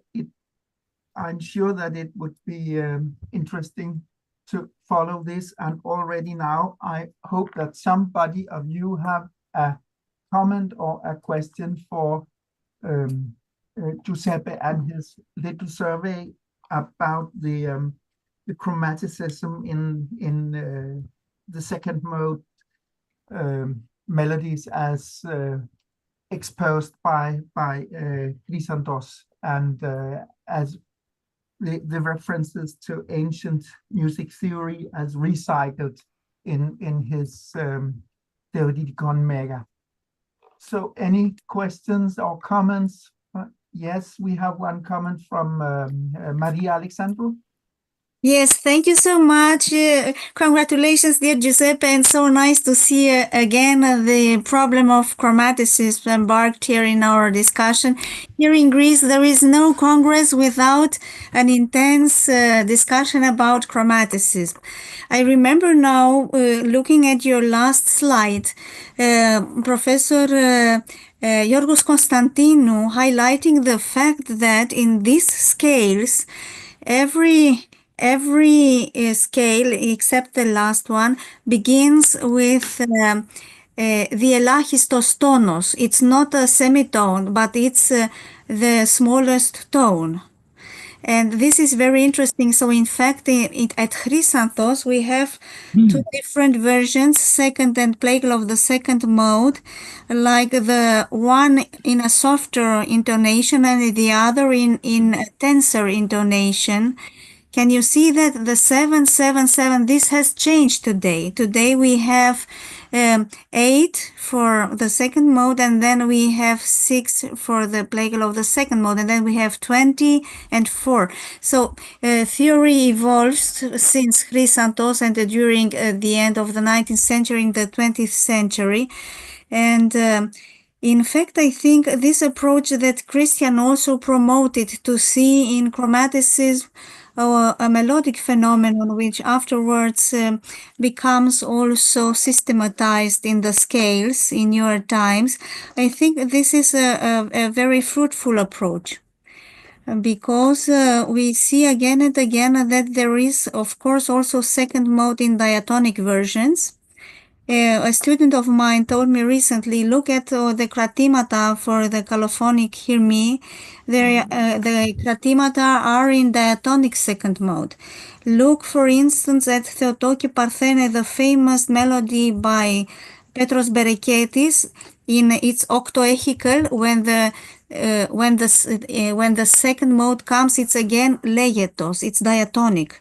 So it seems that these scales coexisted, and thank you so much for showing us this ancient Greek conception about coloring the diatonic genos, because it's very clear that also with the Trochos by St. John Kukuzelis, that they just stay also in didactics a lot on the diatonic version, and then from there on the practice goes also to coloring the melodies, it seems, and then by a certain time it imbues also in music theory. The latest in that famous anonymous manuscript from Athens, 968 from the 17th century, recently edited by Professor Yiannopoulos. So it seems that these sonorities coexist, and then they come later on also to be put it to parchment or to paper at that time. Yeah, so thank you so much for doing this, and it's great to have this hope to have a lexicon with Ipalei. And I think one has to be careful because sometimes Ipalei are also the Romei, the ones, the melodists of the Byzantine time. Sometimes they are also called Palei. Yes. So one has to be careful about this. Maybe Archaic Palei is not the same for Chrysanthos, I don't know, but it's worthwhile of looking closer to that. So thank you so much and congratulations. Yeah, thank you very much, Maria, for this comment. I took some notes because, as I said in my talk, this is a sort of preliminary study. I just am on the surface of this investigation because I started with looking at the presence of some terms in Chrysanthos' treatise in order to see in which place he poses this and how he uses this terminology. And you are right, because when we find ancient, the archaea, I mean, or Ipalei, I mean, sometimes he refers also to the, we could translate in English, to the ancient psalmodist, so not just the ancient Greeks. So there's something that is really different. So one should be very careful in check what is the meaning of the adjective, or I mean, what is referring to. And yes, I think that one of the object of this study should be to look to the more recent theories, because as you pointed out, the scales, the numbers of the scales, if we can call that like that, are changed today. So perhaps the Chrysanthos theoretical mega, from this point of view, could be a point zero, starting from and looking in the last 2 centuries what happened in the theory. So thank you very much for your comment. Yes, may I please thank you so much, Giuseppe. There is a new book, an e-book by Professor Konstantinos Karagounis. It was released last year. It's called Από την πράξη η θεωρία. It counts more than 1,000 pages, and it has scales, diagrams of scales, many diagrams of scales based on the analysis of chosen repertory. I mean, different pieces from Byzantine times, post-Byzantine times, and newer times. It's very interesting. Από την θεωρία η πράξη, from the theory, we can be led from the praxis, from the musical practice, we can be led to the theory. It's very interesting, and he counts more than 200 scales. So if Simon Karas has 52 scales as counted by Zanos in his book you mentioned before, Ichos and Makam, so Karagounis has more than 200 scales, and it goes like in the sense of having a scale almost for every piece, something like that, like the philosophy of Makam. But it's very interesting to observe this phenomena, and also I think a very precious approach from the practice towards the theory, and not so much vice versa. Yes, Thank you. Thank you. Yes, I think that we have no time now to go on with the discussion. I would like to focus if we have time in the final discussion, to focus on this Aristotelian tradition of the distantial principle and its correlation with musical practice. But we'll reserve that if we have time in the final discussion. And now we should invite Charles Atkinson, who is well known as an author of the Critical Nexus and former president of the American Musicological Society, Cantus Planus, and a lot more, and now a visiting scholar at the University of Würzburg. And Charles will speak to us about Boethius, Ptolemy, and the Tonoi and the modes. Thank you. Please, Charles. I hope I can. We can hear you. Yes, okay. Can you stop sharing your screen, Giuseppe? Thank you. Yes, sorry. I forgot it. Okay. Is this visible now, and can you hear me? Yes, we I hear still have you. my slides. Sorry. Yes, but can you hear me? Yes. Oh, okay. In that case, I will go back to the screen and we should take off. Okay. First of all, thank you very much for inviting me to take part in this. This is a real pleasure.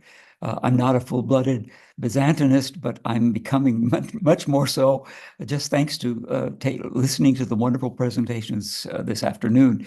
And I have to apologize a bit because I have to be repeating some of the things that we already heard from Professor Offa earlier in the afternoon.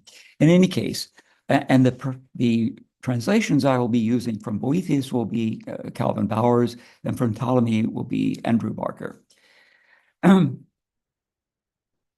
Institutione Musica, written shortly after 500 of the Common Era by Onitius Manlius Severinus Boethius, has fascinated musicians and music theorists from the Middle Ages to the present day. As we know, its theory of the modes, which they also named tropes or tones, became the foundation for the medieval and Renaissance theory of the church modes, Dorian, Phrygian, Lydian, Mixolydian, and their plagal. As we also know, however, the mature system of the church modes was founded in part upon an apparent misunderstanding of Boethius's presentation of the ancient Greek tonoi by the principal author of the 10th century treatise Alia Musica. But was it really? In this paper, I shall examine Boethius's presentation of the tonoi, or modes, and then look at the way they were presented in a treatise he knew well, the Harmonica, by his 2nd century predecessor, Claudius Ptolemaeus. As we shall discover, there were reasons why the main author of the Alia Musica could not have understood the theory of the ancient Greek tonoi from his reading of Boethius. Boethius begins his treatment of the tonoi, or modes, in Book 4, Chapter 15 of his Musica, stating, first, from the species of the diapason consonants arise what are called modes, which they also name tropes or tones. He follows this then with 2 definitions. Tropes are systems that differ according to highness or lowness throughout entire sequences of pitches. And third, a system is, as it were, an entire collection of pitches brought together within the framework of a consonance, such as the diapason, diapason plus diatessaron, or the bis diapason. As we've heard, the 2 principal concepts determining the modes, which are also called tropes or tones, are species and systems. Boethius has now given us a preliminary definition of system as what we would call a musical scale, presented in segments of an octave plus a fourth, and a double octave. This is what's called, as we've already heard, the systematelion in Greek, or the greater perfect system in English. And it appears as you see it on the screen.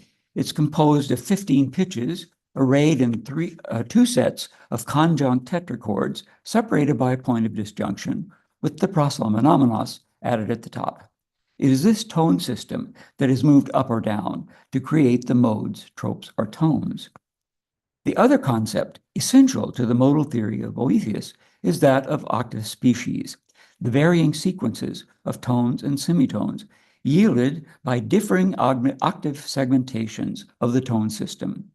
To this end, chapter 14 of Book 4 of Boethius sets out a display of 14 pitches, the greater perfect system without the proslamonomenos, lettered A through O, as you see on the screen, with the lowest pitch, the hypate-hypaton, at the top, and the highest, the nete-hyperboleon, at the bottom.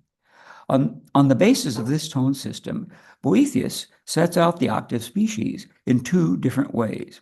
One, starting at the nete-hyperboleon and tracing them in descending order of pitch, and the other, starting at the hypate-hypaton and projecting them in ascending order of pitch.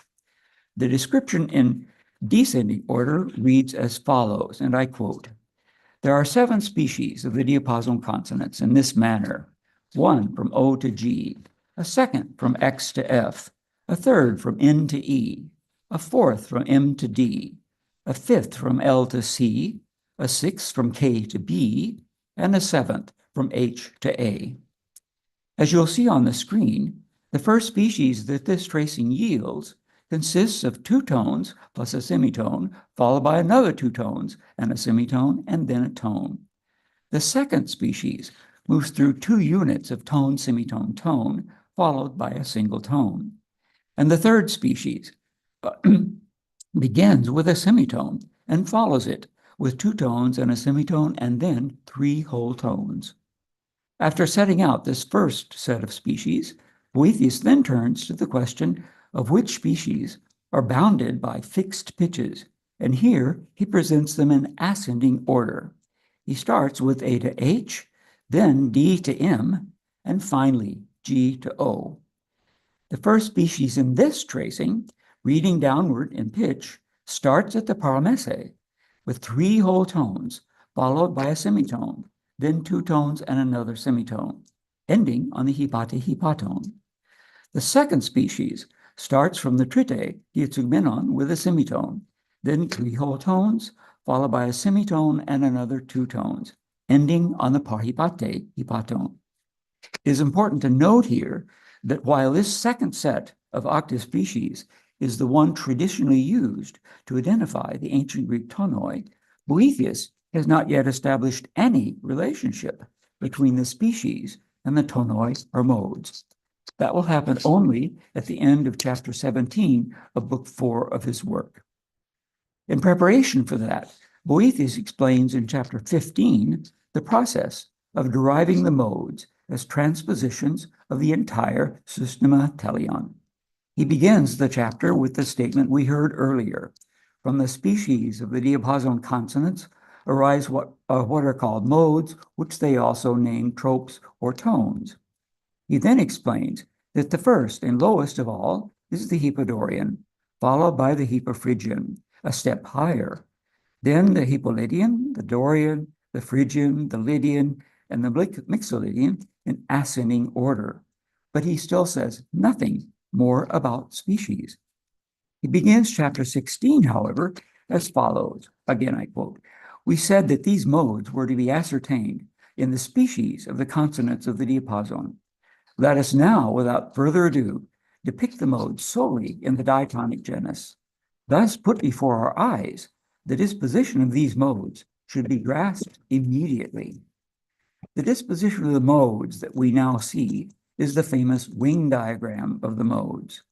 The diagram shows the Hypodorian at the bottom left, followed in ascending order by the Hypophrygian, Hypolydian, Dorian, Phrygian, Lydian, and Mixolydian, just as we heard a moment ago. We also notice that the diagram contains an 8th mode, the Hypermixolydian, located at the top of the diagram and extending to the right. But still, we read nothing about species. That leaves us with the question, how does one determine which of the modes is which based on the octave species? The answer is, we can't. Boethius has simply not given us enough information to do that. And when he does apply the species to the modes, at the end of chapter 17 of book 4, as we'll hear in a moment, the relationship between species and modes is anything but clear. But to clarify, let us turn now to the theory of the tonoi as presented by Claudius Ptolemaeus in the 2nd century of the Common Era. In Book 2 of his Harmonica, Ptolemy develops a system of 7 tonoi, corresponding to the 3 and 4 discrete species of diatessaron and diapente respectively, that conjoined together yield the 7 species of the octave. In order to demonstrate these, he sets out 14 pitches of the system Atelion without the proslamenomenos. The system is bounded at the high end by the nete hyperboleon, nete hyperboleon alpha on the left, and on the low end by the hypatehypaton, omicron, on the right. As did Boethius in his 2nd delineation of species, Ptolemy starts at the paramese, eta, and reads down the hypatehypaton, yielding 3 whole tones, followed by a semitone, and then 2 tones and another semitone. The 2nd set of species starts at zeta, the trite diatsugmenon, and ends at z, the parhypatehypaton. This yields a semitone, followed by the 3 whole tones, then a 2nd semitone, and 2 more tones. Ptolemy then continues up the scale, but reading the species downward in succession, yielding the same species and in the same order that we saw in Boethius's 2nd presentation of the species. Central to Ptolemy's theory of the tonoi, as we've already heard, is the contrast between thetic and dynamic nomenclature for identifying the transpositions of the tone system.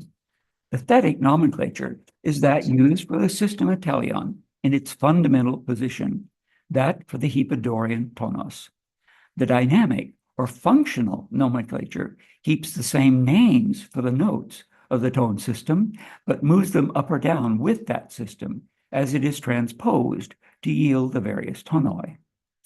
Thanks to turning to the tonoi themselves, after he has established that they are complete structures or tone systems, whose number is theoretically infinite, Ptolemy sets out 3 conditions that limit them. First, the intervals separating the outermost tonoi. Second, the number of tonoi within that interval. And 3, the intervals separating them. As he shows in Book 2, Chapter 8, the interval bounding the transpositions of the tonoi must be an octave. Any tonos transposed to the octave above will have the same structure as the tonos an octave lower, for which reason there cannot be an 8th tonos at the octave. Any limit smaller than the octave will not accommodate all of the possible transpositions. Addressing the 2nd of his criteria, Ptolemy posits that the number of tonoi must be 7, equal to the number of octave species. In Book 2, Chapter 10, he then establishes the relationships among the 7 tonoi and the distances between them in a series of geometric moves among the 7 tonoi and the distances between them. Relationships among the 7 tonoi and the distances between them in a series of geometric moves within the octave via the concords of diatessaron and diapente.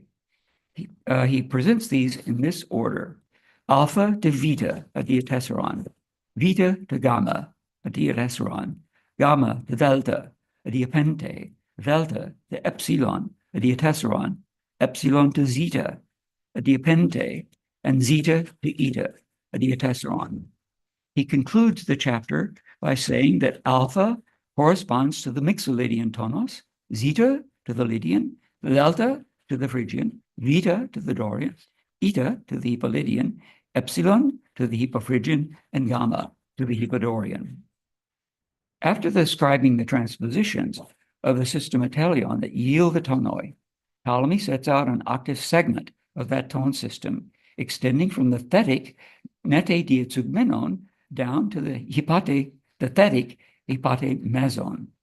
Within this fixed range, he identifies the transpositions of the tonoi by means of the shifting position of the dynamic or movable messe in each one of them. Hence, the species of octave that each tonos displays in relation to it. Remember that the whole systematelion is transposed to create the tonoi, and that the dynamic messe will always have two tones and a semitone beneath it, and a tone followed by a semitone and two tones above it. In the chart you now see on the screen, I've tried to show how he does this. In the first line of the example, printed in boldface, we see the octave extending downward from the thetic nete diazugmenon on the right to the thetic hypotemezon on the left. Within this range, the dynamic or movable messe of the Mixolydian, printed in italics in the second line, will be tuned to the thetic possession of the thetic paranete diazugmenon, as Ptolemy says, so that the tonos might make the first species of a diapason just set out. Reading line 3 of the example from right to left or from high to low pitch, one can see that indeed the Mixolydian tonos is identified by the first species of the diapason just set out. 3 tones followed by a semitone, then 2 tones and a semitone at the bottom. Ptolemy continues. The messe of the Lydian in line 4 will be tuned to the position of the thetic trite diazugmenon, yielding in line 5 the second species of octave, a semitone followed by 3 tones, then a semitone and 2 tones. In line 6, the messe of the Phrygian will be tuned to the thetic paramesse, making the third species, a tone and a semitone followed by the 3 tones, then a semitone and a tone. Finally, in line 8, the Dorian messe will be equivalent to the thetic messe, creating the fourth and central species of octave, namely 2 tones and a semitone, followed by 3 tones and a semitone. The process then continues up the scale for the remaining 3 tonoi. Now that we have seen how Ptolemy identified the transpositions of the tonoi via species of octave, let us now see how Boethius does the same thing. I mentioned a few moments ago that the only place in his treatise where Boethius equates the species with the modes is at the end of Book 4, Chapter 17 of his Musica. But there, the species play only a supporting role to the rationale for adding an 8th mode. As he says, and I quote, "The reason for adding an 8th mode, the Hypomixolydian, is evident because of the following. Take this consonance of the bis diapason. This is the diagram you see. We have said that the first species of diapason is A to H, the second B to I, the third C to K, the fourth D to L, the fifth E to M, the sixth F to N, the seventh G to O. There still remains H to P, which has been added so that the whole series might be filled out. This, then, is the 8th mode, which Ptolemy incorporated at the top. Of course, we know he didn't. It flows logically from this that the first species, A to H, yields the Hypodorian mode. The second species, B to I, the Hypophrygian, and so on up the scale. Now, all we have to do is project those species onto Boethius's wing diagram. But when we look back at the wing diagram, though, we are reminded that there is no clear relationship between species and modes. What we do notice, however, is that there is one octave segment within which the species of all the modes can be displayed. Although Boethius does not mention it, this octave extends downward from the thetic nete hyperboleon down to the thetic messe. Boethius has just stated that the first species of the diapason is A to H.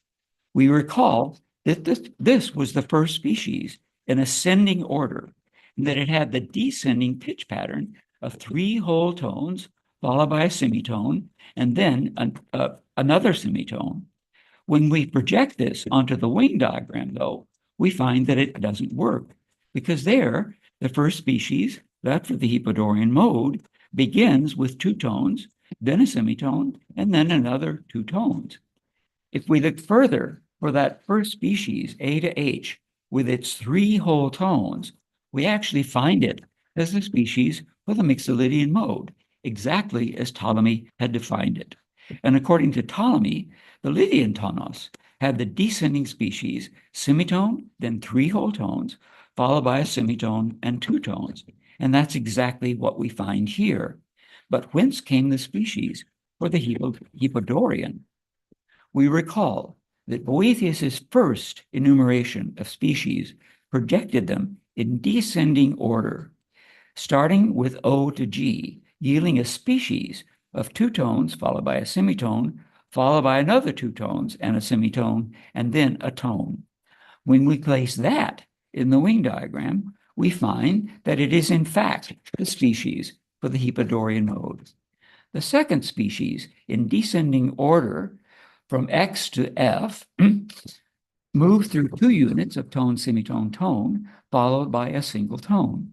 When we place that in the wing diagram, we find that it is indeed the species for the Hippo-Phrygian mode, the second of the modes in ascending order. And finally, the third species in descent, which begins with a semitone and follows it with 2 tones and then another semitone, turns out to be the species for the third mode, the Hippolydian, and so on up the scale. Following Ptolemy's principle of delineating the species yielded by each of the tonoi within a specific octave segment, we now know that it was Boethius's first delineation of species in descending order that relates the species to the modes. Had he followed Ptolemy and begun his delineation with the letter A for the neti hyperboleon, or in Ptolemy it's alpha, rather than O, and had he made clear that in the wing diagram, the species were projected between the thetic neti hyperboleon and the thetic messe, there would have been no problem at all in understanding Boethius's theory of the tonoi or modes. But he did not do that.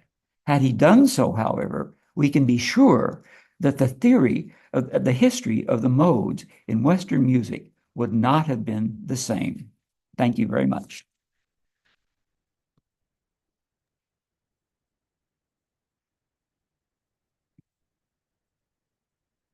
Thank you very much, Charles, and congratulations with these wonderful pedagogical animations, which really contributed to clarify your points in this shifting of transpositions and turning Yes. the topwards, downwards, and so on in Exactly. order to keep the track. It was wonderfully clear. Any questions or comments for Charles Atkinson's presentations? Massimo, Rafa, you must have some reaction. Well, and that was amazing, a wonderful presentation, and I perfectly agree that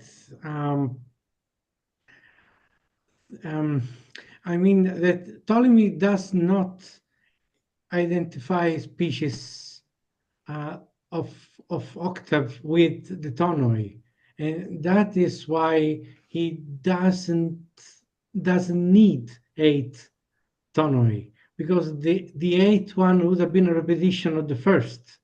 So he sees no point in having 8 tonoi. So I perfectly agree that this misunderstanding of Boetius, if it was actually a misunderstanding, it had huge consequences on the development of Western music history. Absolutely. And I guess that it all depends on the conception of what a species is. And I agree that it boils down to this actually. Well, of course, in Ptolemy, it's eidos, and Boethius translated eidos, the Greek eidos, as species.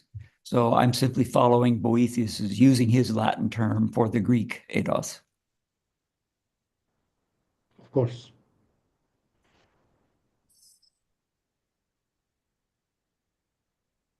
But he does, I think it's in chapter 12, I'm not quite sure, the chapter 12 of the second book, does, when he lays out the Tonoi, he does say that they exhibit these species, which he had actually, the Ede, which he presented in chapter 3 of the second book. So he does make that equation, but it's not a primary concern of his. Yeah, of course, and he doesn't feel that the first and eighth modes are actually the same. He makes This the point escapes one cannot have an eighth mode because it will be the same as the first. Yes. Absolutely. He makes that point quite specifically. And Yeah, says that's the main reason for not having 8, actually. yeah, and the people who add an eighth mode are in error. And he shows why they are in error. It's wonderful. Yes, because it's redundant, actually. Yes, absolutely. Yeah. So, any other comments or questions for Charles Atkinson? It's interesting to see how misunderstandings can create new tracks in music history. We've seen that a couple of times, and it's nice to trace it back and to find these points of departure or creative misunderstandings that leads to some new traditions and concepts. Yeah. So I think that we are almost on time to listen to. Do you have another comment, Professor Rafa? No, absolutely. No, okay.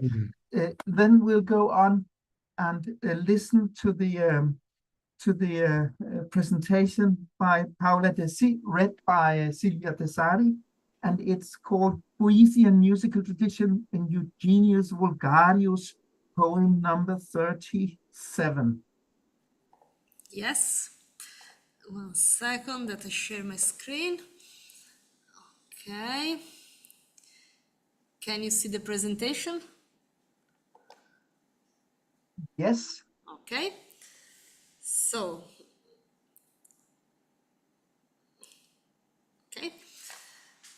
Eugenius Vulgarius lived between the second half of the 9th century and the first half of the 10th century, probably in southern Italy and specifically in Naples.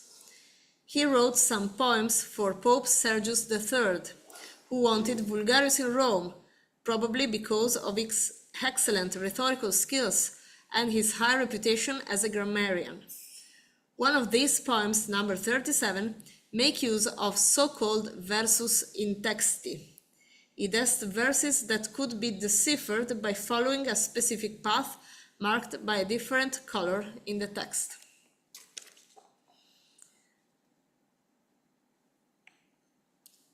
While the poem as a whole was written in black ink, the letters that composed the versus in texti were written in red ink.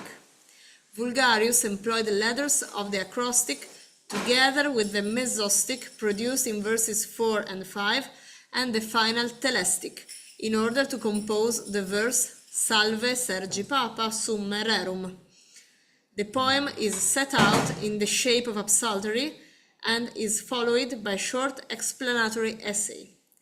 This paper examines the content of the explanatory essay, which clarifies the Boeotian musical proportions on which the entire construction of the pattern poem is based. In the line of the explanatory essay, Vulgarius depicts himself as the greatest psalmist, who was able to go beyond the symbolic values identified by Augustine's Sermon 9, the Decem Cordis. Specifically, he found some new mystical meanings in the image of the 10-stringed psaltery on the basis of the specific variety of Neo-Pythagorean numerology discussed in Boëtius De Institutione Arithmetica. Here is what he says in the relevant section of the explanatory essay. In fact, here are 10 verses, and the decad contains in itself all other numbers, with their own virtues and perfections. A decade is a set comprising 10 units. For the decade is the end of the first verse, which embraces the rules and the analogies proper to numbers. So the numbers that Please, belong... Sylvia, Yes? we can only see the first slide. I think you have to display. It's very heavy. I hope we can... 1 second.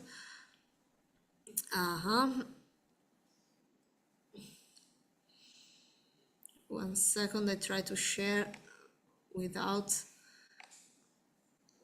Okay.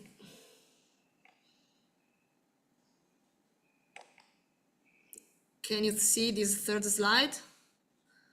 Ecceterim decim sunt versus? No? Yes. Okay. So, in fact, there are 10 verses, and the decade contains in itself all other numbers, with their own virtues and perfections.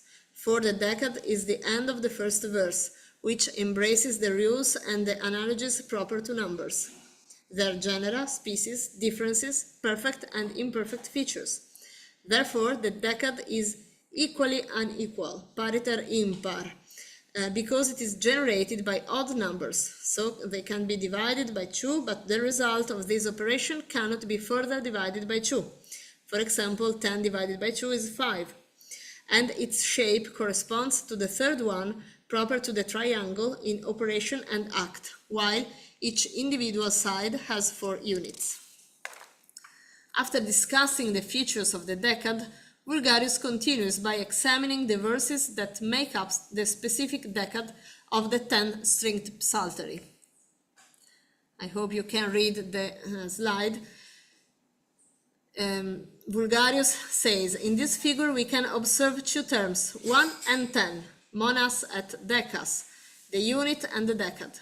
So, if the beginning of the computation is identified in the monad, so starting from the first line of the text, there will be an increase both in the number of the lines and in that of the letters. By contrast, if the beginning of the computation is the decade, so starting from the last line of the text, the number of the letters decreases as much as that of the lines increases. In turn, if the verses are observed in the order in which they are distributed, all the sesquitertial ratios will be found by mutual correspondences.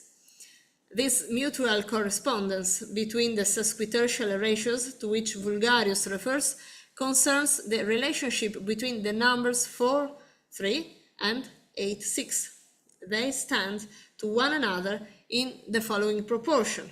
4 is to 3 as 8 is to 6. Vulgarius ends his analysis of the relation between the verses of his poem with the following remark. But if the movement went from the last verse to the first, the ratio will be either sesquitertial or sesquiquartal, following the nature of the ratio between the numbers 4 and 3.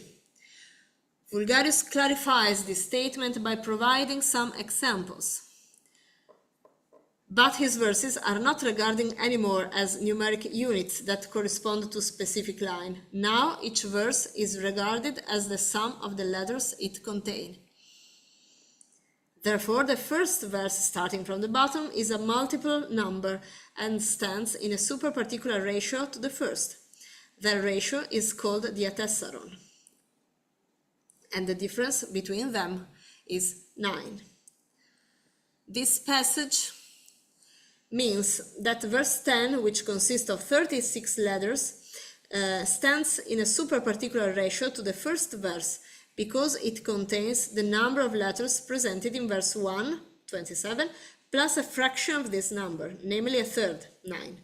For this reason, Vulgarius defines the ratios as the atessaron, i.e. 4 is to 3, just like the musical interval of a fourth. If we follow the approach outlined by Vulgarius in the previous lines, we can see that the relationship between these 2 verses is sesquitertial. This mathematical identity is expressed by arithmetical proportion 36 is to 27 as 4 is to 3. Moreover, Vulgarius specifies that the difference between the two numbers is 9. This is an important detail because both 36 and 27 can be divided by the difference between them, and therefore they stand in the same ratio as their quotients. I.e. 36 is to 27 as 4 is to 3, because 9 is their common divisor and corresponds also to the difference between them. The same logic is followed in examining the relationship between 9 and 2. By contrast, the second verse from the bottom stands in a sesquiquarter superparticular ratio to the second verse, just like 5 is to 4. The difference between them is 7. Verse 9 contains 35 letters, a number that stands in a sesquiquarter ratio to the number of letters contained in verse 2, i.e. 28. This means that the larger number, 35, contains the smaller plus a fourth, leading to the ratios 5 to 4. This mathematical identity is expressed by arithmetical proportion, 35 is to 28, as 5 is to 4. Also, in this case, the difference between the first two numbers corresponds to a figure by which both of these numbers can be divided. In other words, 7 is their common divisor.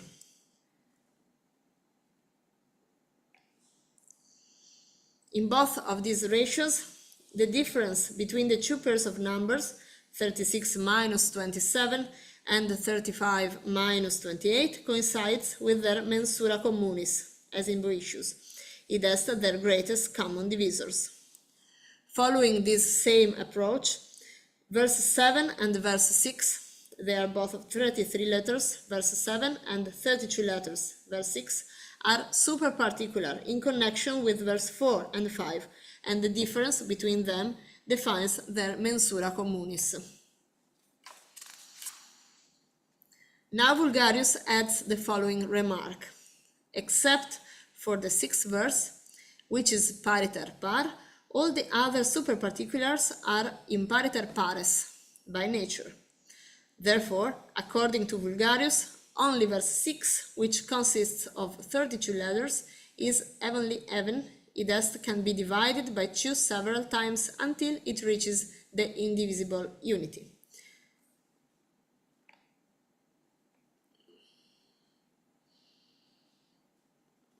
Okay.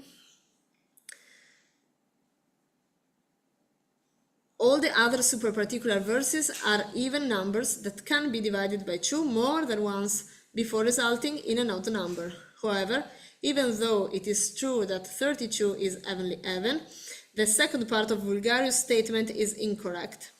In fact, only verse 10, 36 letters, and verse 2, 28 letters, can be defined as impariter pares, while verse 8, 34 letters, and verse 4, 30 letters, are pariter impar, since their division by 2 gives an odd number. See the table on the slide. Further arithmetic properties characterize the poem as a whole. After all, the complex of the complete body of this figure consists of 315 letters, which are combined into 135 syllables.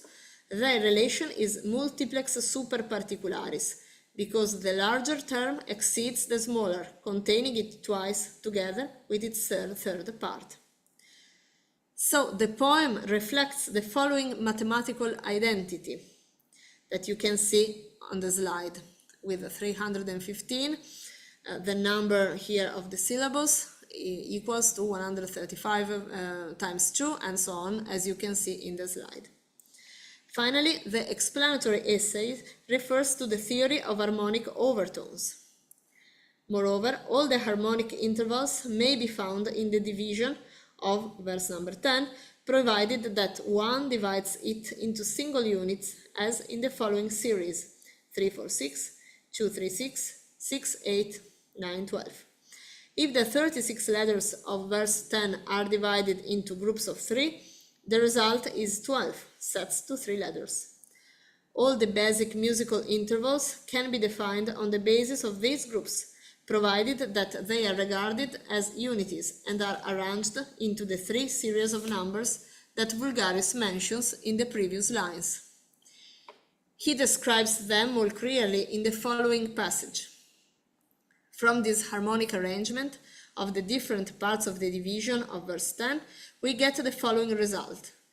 3 stands to 6 in a ratio called the diapason. 6:3 as 2:1, which corresponds to the musical interval of an octave diapason. The ratio between 4 and 6 is the diapente, 6:4 as 3:2, which corresponds to the musical interval of a fifth diatessaron. Moreover, the ratio between 2 and 6 is a triple diapason, 6:2 as 3:1, which corresponds to the musical interval of a triple octave. That between 2 and 3 is diapente, and again 6 stands to 8, and 9 to 12 in a ratio called bis diatessaron. 6 stands to 9, and 8 to 12 in a ratio called bis diatessaron, and finally the ratio 8 to 9 is called epogdus. The harmonic relations between the numbers of this series can be represented as follows. I don't know if you can see here, but I can enlarge this afterwards. The ratios between the numbers of the first 2 triads, 3, 4, 6, 2, 3, 6, define the basic consonances, diapason, diatessaron, and diapente, id est the octave, the fourth, and the fifth. The ratios between the numbers of the last group outline the maxima et perfecta sinfonia, in that it contains all the basic consonances, diapason, diatessaron, diapente, as well as the tone. The explanatory essay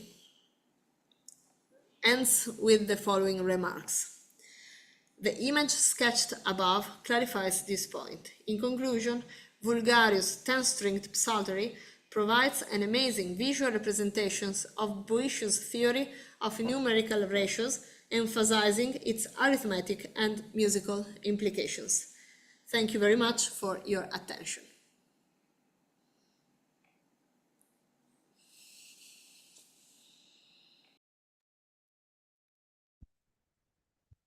Thank you very much, Silvia, for reading the paper written by Paola Dassi. We cannot really put many questions to you since you are not the author. We just may cross our fingers and hope that the Pope is really interested in math.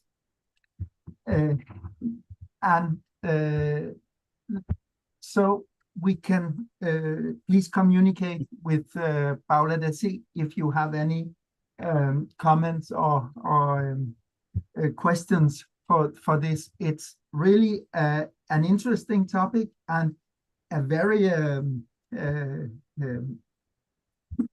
eccentric way of analyzing poetry and loading poetry with harmonic with hidden harmonic messages, but nevertheless interesting to see that that music theory was circulating among these types as these intellectuals in this century too. And in Italy it's quite interesting. But nevertheless, we can go on and a little ahead of schedule, we can invite Michael Eberle, who is conducting a PhD project at the Ludwig Maximilians Universität in München. And he deals, among other things, I think, with some writings by Michael Psellos, and it's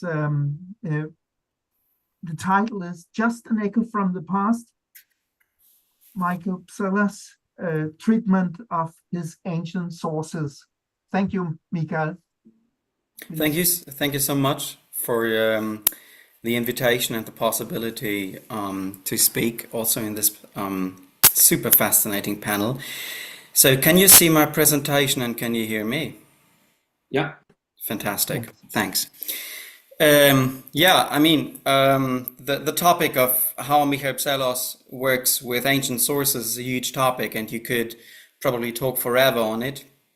So I could have provided today a systematic survey or a closer look into a specific place. Instead, I decided to give you rather an insight on my work, what I think that is his concept when he's treating his ancient sources. Yes, but you will hear that in the following. This is how it is with the old, much discussed music that evokes so much admiration. However, the music we engage with today is merely a faint echo of that. The final statement of Michael Psellos' treatise Perimusikis appears like a kind of Pandora's box, encapsulating his whole idea of music. Its seemingly melancholic character, especially strong in Hermann Abert's originally German translation from 1901, supposedly supports some scholarly opinions that Psellos was a follower more of ancient thinkers and arts rather than that of his own time. Certainly there can be an agreement that he was deeply fascinated by antiquity, and that his interest in these subjects exceeded that of his fellow Byzantine scholars. At least this is the picture the preserved sources imply. But how did he actually treat these sources in his work? Concerning philosophy, the number of studies dealing with this question raised within the last decades. For music, though, newer and innovative studies are few, since he dedicated only a minimal part of his work to this field of knowledge. This is why I dedicate a major part of my ongoing PhD project to a, as I hope, more or less comprehensive analysis and evaluation of Psellos' idea of music. Of course, being in the middle of my research, I can only present you preliminary results, and I'm very happy to receive any feedback from you. Let me get back to Psellos. Before being able to evaluate any thought of music, it is necessary to clarify his treatment and even before his perception of his ancient sources. So, that is from the Chronographia, and it says, und ihr, die ihr heute meine Darstellung lest, werdet mir bestätigen, dass ich die Weisheitslehre, jedenfalls was ihre Vertreter angeht, in den letzten Zügen liegend vorgefunden und sie aus eigener Kraft wieder zu neuem Leben entfacht habe. It is quite known how Psellos claimed being the only actual philosopher of his time. It is probably true that Psellos knew Plato, Aristotle, and the Neoplatonists, especially Proclus, better than most, maybe all contemporary scholars, although Georgi Kapriev rightly remarked that Psellos did injustice to thinkers like Photios. But what did he do with his knowledge? In 2017, Anthony Kardelis argued that Psellos used ancient thought as discursive material. Kardelis was convinced that Psellos actually preferred it over the aesthetic orthodoxy of his time. About the same time, Dennis Walter emphasized as well in his PhD that Psellos conceived ancient thought not as a closed intellectual space, but a field open for active discussion. However, Walter was able to show how Psellos used the arguments of his ancient interlocutors to discuss orthodox dogma. He used statements by thinkers such as Plato, Aristotle, or Proclus as tools to refine theological statements made by the Church Fathers and other Christian authorities. In this, he might be comparable somewhat to later Western scholastic thinking. We should bear this method in mind when we turn to his conception of music, which to a major part was based on ancient sources. As I said in the beginning, the final sentence of Perimusikis, his most important work on music, tells us a lot about his understanding of the subject. But first, it is a precious hint to his perception of his sources. Let us have a closer look. Psellos speaks here of a proti, istorumeni, and thavmasomeni music. The translators of the treatise emphasized different characteristics of this first notion of music. For Abert, proti and istorumeni clearly referred to an ancient and often discussed music.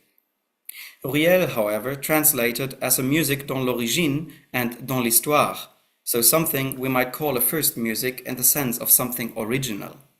In fact, Psellos does not explicitly speak here of the music of the ancient Greeks. We shall come back to this problem at the end of the presentation. Since the term Istorumeni can refer to something discussed in the past, and Psellos before this statement gave several explicit examples of ancient music in this treatise, let us for now accept that this first term refers to a music somehow connected with antiquity. Next to this original music, there is the one that Psellos says is studied today, Spoudazomen Simeron. I guess we can assume he is referring here to a comprehensive study of music, including the theory and maybe also practice of both ecclesiastical and secular music. Now, this contemporary music, he states, is an apichima of the first music. For Abert, who back in 1901 was convinced to translate a lament about the vanishing of ancient music, Psellos could only refer to contemporary music as a weak reverberation of ancient music. Riel read something similar and spoke of an echo affaibli, but leaving out the nostalgic character Abert gave his German version of the phrase. If we as well leave aside any presumption of nostalgia for the moment, what remains? Psellos merely says that contemporary music is an echo of an original music. This provides us with two important insights. First, Psellos conceives a separation of music in earlier times on the one hand and contemporary music on the other. As we can expect it from a Byzantine author, he does not identify them with each other, but is explicitly conscious about the historical distance. Secondly, though, he postulates a connection by calling contemporary music an echo of original music. In this constellation, it is especially intriguing that he speaks of a protimusiki, a first music, as if the contemporary music was a second music evolving from the first. Psellos, by the way, was very aware of an echo's functioning, since he described it in detail in his short treatise on the echo chamber in Nicomedia. Here he explains that if the air transporting the sound, I quote, runs across bodies of an opposing type, it splinters around them and it does not immediately lose its sound. End of quote. Comparably, Psellos understands contemporary music as an echo of the original music. Despite their separation, they share a certain connection. Interestingly enough, this reading of apichima also matches its use in actual Byzantine music, where the apichima would serve as a transition from the ichima of the mode to the realization of the mode in a given chant. The connection of both kinds of music implies that the basic principles of the original music still apply to its contemporary mirroring. This leads to the conclusion that contemporary music is still describable by means of the original music because it is based on it. Seen this way, the final phrase of Perimusikis is not a lament, or, if even, merely on its surface. Psellos rather points to the fact that his contemporary music is still debatable in the categories of ancient music, although it is not identical with it. This observation is exactly the same as it was made concerning philosophy. Here he accepts ancient philosophical accounts as still valid for ongoing orthodox theological debates. The same apparently goes for music, where Psellos is conscious about the distance between ancient and contemporary Byzantine music. He conceives ancient accounts as an accessible field of discourse which can be used as a tool for discussing contemporary topics of music. But would this mean that all of Psellos' reproductions of ancient treatises or topoi have to be understood as his own convictions concerning music? I give you here just a very short table with some clear examples of reproductions of earlier treatises. It's only the very abbreviated inside. Although his works explicitly dedicated to music are very limited, those related to the topic in a broader way are several. Psellos frequently refers to ancient topoi of music making from both history and mythology, and he provides accounts by the Pythagoreans, by Plato, Aristotle, Aristoxenos, the Neoplatonics, Aristides Quintilianus, and probably others that I did not recognize so far.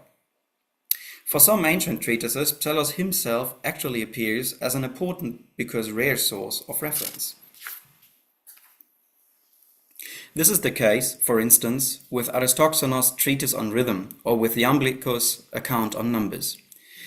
In one of his excerpts of Iamblichus' work, Psellos makes quite an intriguing remark. Now I know these are forceful demonstrations of physical number. We agree with what the ancients say and pass them on to you as for the most part right.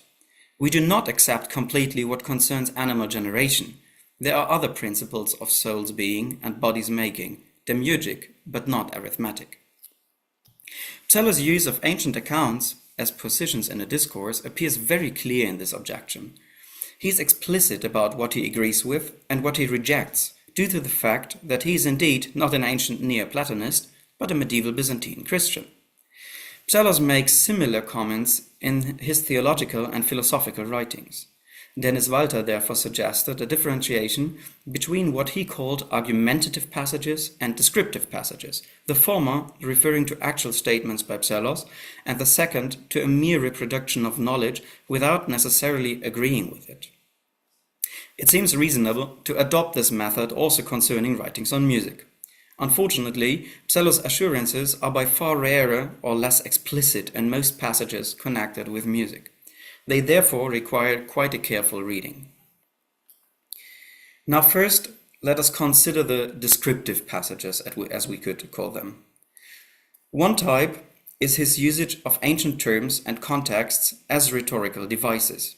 Psellos, as rhetorician, was particularly skilled in embellishing his texts with topoi and narratives from antiquity. For instance, when he asks Emperor John Ducas to write to him, he makes use of beautiful allusions to bucolic scenes of music. Ce n'est pas comme le dieu Pan, ce dieu aux gens de bouc, ce porte-bois de la fable. Il jouait de la flûte dans les montagnes, il exécutait des danses effrénées. Les rochers et les vallons lui renvoyant son propre chant, et il goûtait gratuitement le plaisir d'en entendre la répercussion. Such references appear frequently throughout Psellos' writings, especially in the letters. It is obvious that such references hardly bear any implications for contemporary Byzantine music. He uses them as rhetorical devices, proving his own knowledge and skill as rhetorician and author. Another type of text that belongs in this descriptive category are the already mentioned treatises and excerpts that mainly reproduce ancient accounts. For example, when he explains the calculation of the fifth according to the Pythagoreans. Psellos here first aims to preserve and teach knowledge from antiquity. However, it is necessary to treat this category very carefully.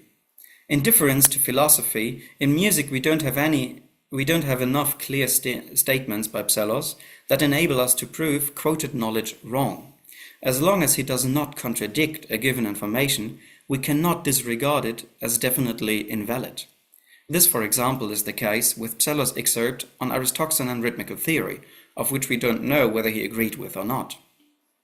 Moreover, his general literal style features such a quantity of allusions to antiquity that from time to time it is difficult to distinguish between rhetorical usage and references to a present practice. This problem occurs especially when musical instruments are mentioned, as we know, a general problem present in Byzantine literature. Equally tricky is Psellos' usage of examples. Let me quote another passage from Perimusikis.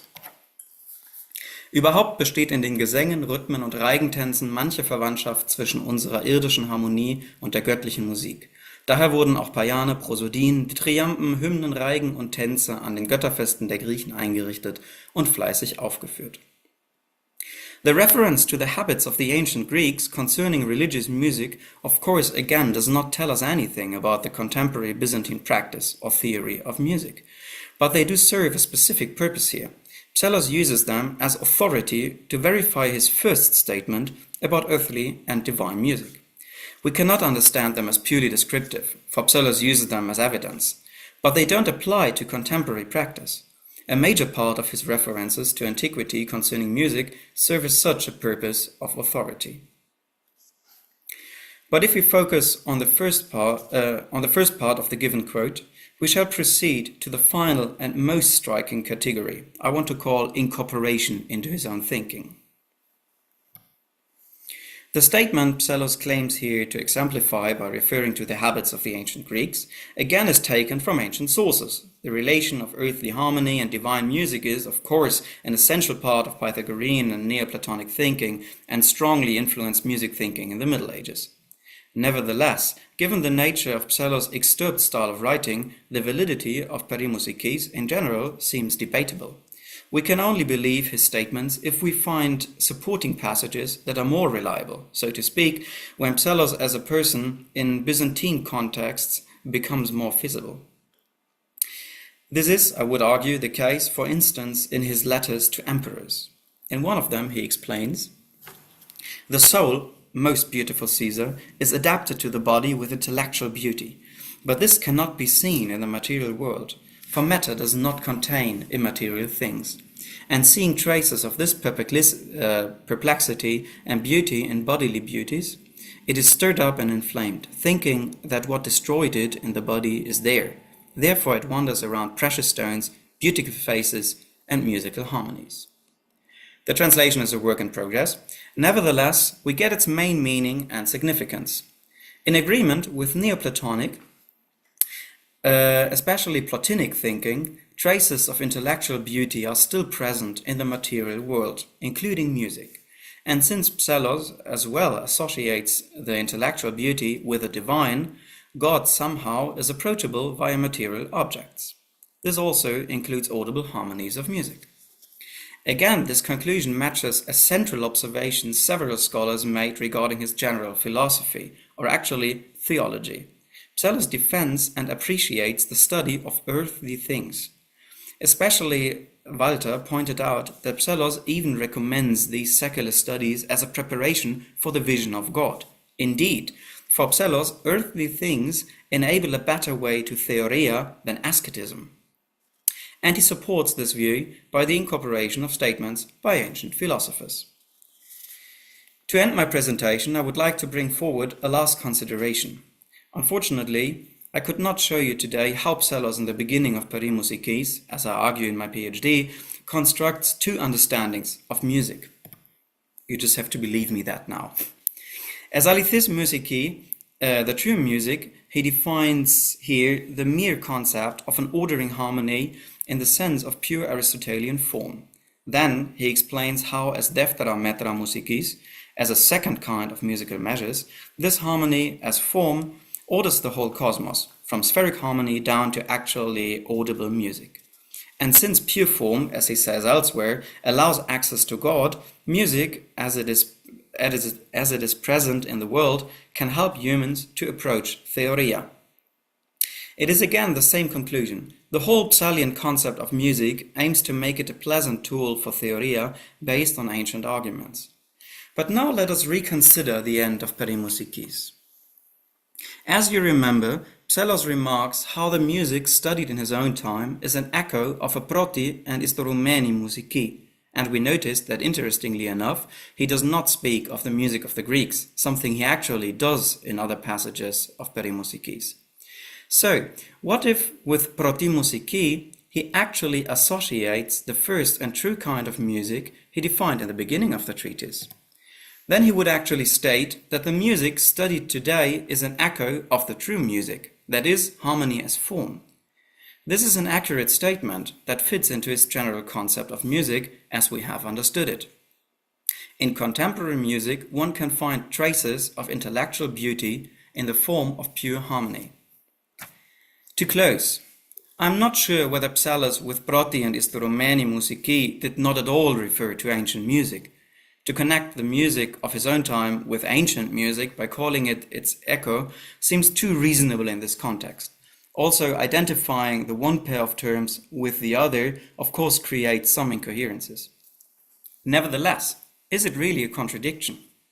If Psellos uses the arguments of Neoplatonists to construct a philosophical theological justification of music, if he refers to them because he supposes in his own time no one is pointing to this potential of music, then it actually seems possible that he also assumed that ancient Greeks, like his admired Proclus, were more conscious about this connection than his own contemporaries.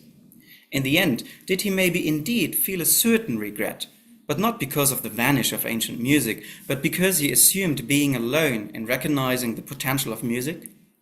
This will definitely be a matter of future discussion. Thank you very much.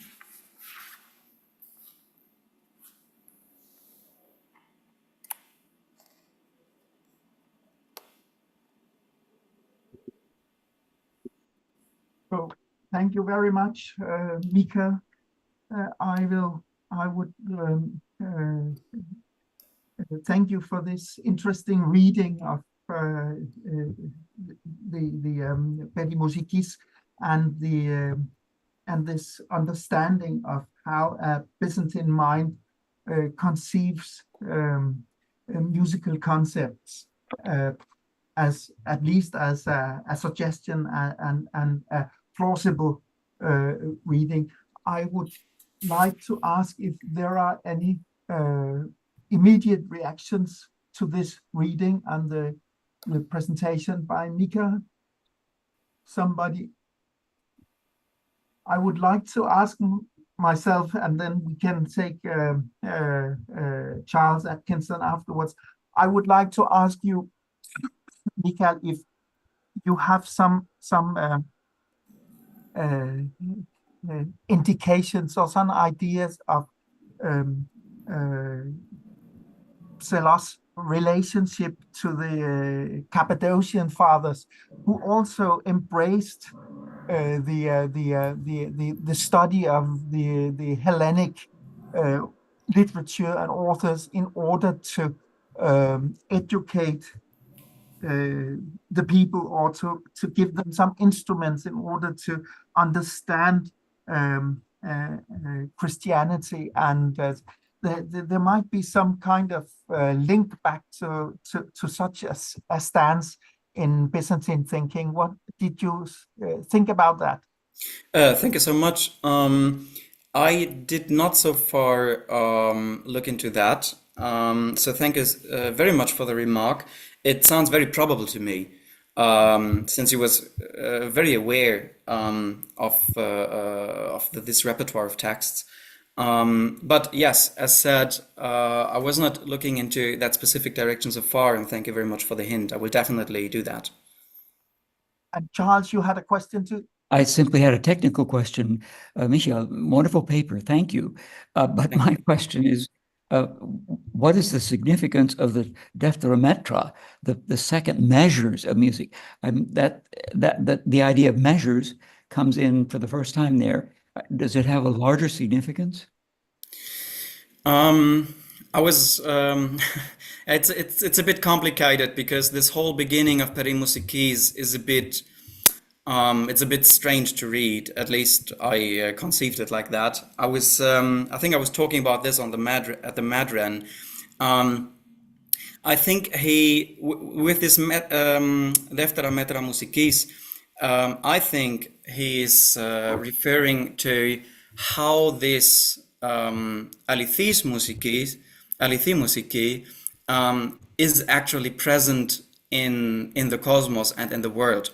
And as such, he cannot really call it a second music, because it is the same principle. It is just one is pure form, and the other is a manifestation in contact with matter, which means sound, air, and these things. He actually makes a second definition of music, like in the second or third paragraph of Perimusikis, which is not a long treatise. But then he actually gives a scientific definition, like as music as a discipline, which resembles a lot the definitions given by Aristides Quintilianus and by the Anonymi Bellamani. They're very similar on this.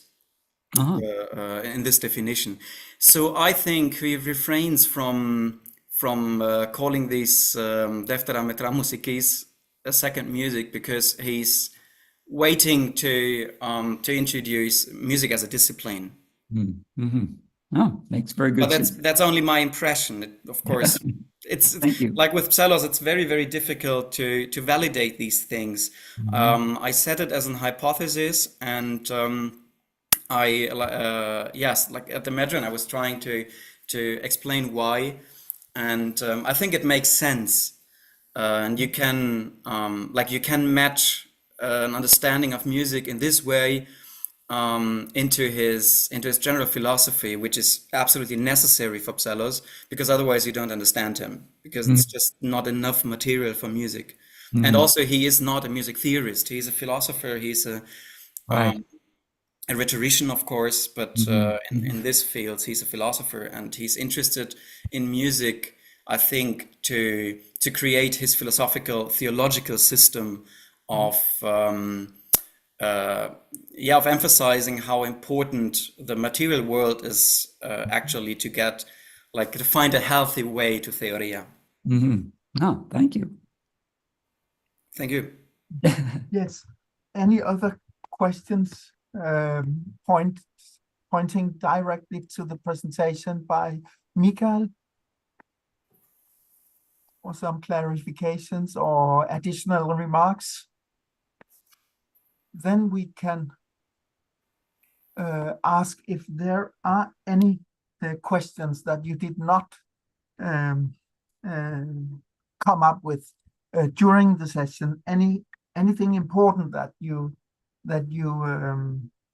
missed to because we had this quite tight time schedule, and I don't know if anybody has a final remark or question for any of the speakers, or some general remarks.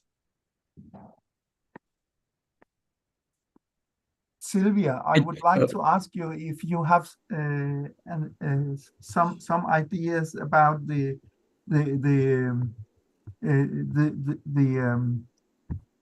future of the continuation of this series in the future. If we have to, I guess we might be quite exhausted and tired now, and we could continue. Yes, I'd like to reach the critical edition of this complete series with maybe a complete analysis of the musical tradition of it. Because I'd like to reach this manuscript from St. Petersburg, the other from Mount Athos, and to see how these Pentecostalia were set to music. Yeah. And after that, I'd like to complete this comparison among the different sources and to check how these definitions varies in the manuscripts. So this is the future of my research for now.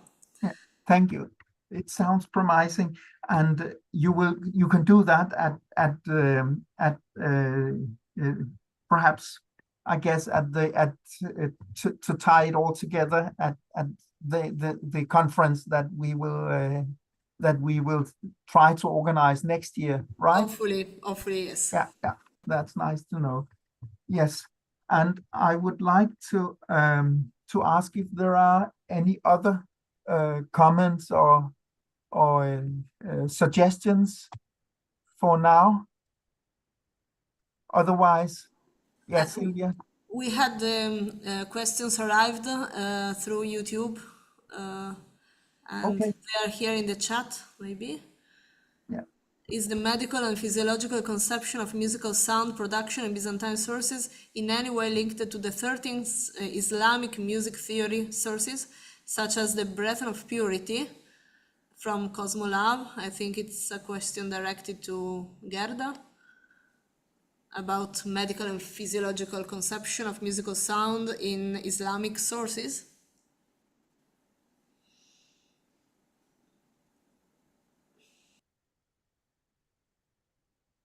Do you have any direct reply to that, Gerda?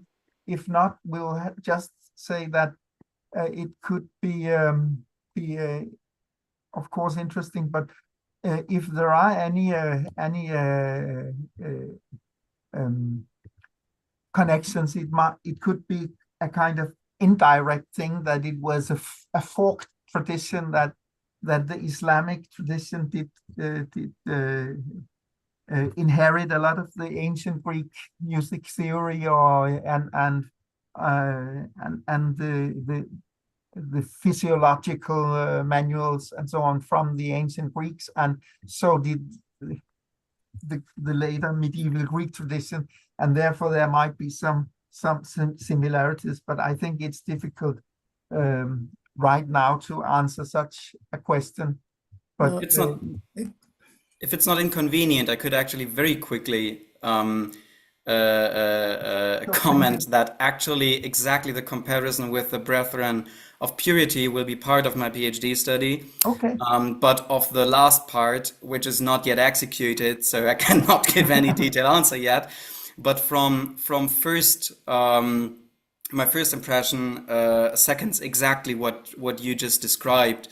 That the Islamic treatises, which include the Brethren of Purity, even if they are a bit special in their style, they all are based on the same sources, and so of course aspects on medical medical aspects related to music that we find in Byzantine sources and in Islamic sources, they are insofar related as they are based on the same sources, and especially the Brethren are, when I remember it correctly, quite a Neoplatonic interpretation of Islam, and so yeah, this is very closely, but yeah, we will find out more. Thank you for confirming that I was not totally out of scope there, but it was just a first reaction without knowing anything precisely about these things. But nevertheless, are there any further? I would. Yeah. Christian? Yes. I didn't understand the question of Sylvia before. Sylvia, could you please ask me again? I was reading a question appeared through the YouTube connection here. Someone was asking, let me check once more. Is the medical and physiological conception of musical sound production in Byzantine sources in any way linked to the 13th century Islamic music theory sources, such as the Brethren of Purity? This was the question from this Cosmolove in YouTube. Yeah. Until now, I haven't concerned with Islamic treatises, but this is a possibility to look at these treatises. We will see in the future. If they're, yeah. Thank you very much. Thank you. It's nice that we have had questions for all of the presentations, and I have at least learned a lot about the variety and multitude of sources that pertain to these questions, and the difficulties of interpretation in connection with sources of very different characters. But nevertheless, we must deal with the sources we have, and that's our challenge. And I think that in our project, in the study group, we'll go on for another year and try to see if we can get a step further in some of the ongoing projects, and perhaps invite some new projects to be put under this umbrella. But nevertheless, for today, I would thank all of you for your attendance and your patience and collaboration, that we managed to keep the time schedule so relatively precisely. And I would also like to thank the Levi Foundation for housing this. We can thank Fabio for streaming this to the audience worldwide.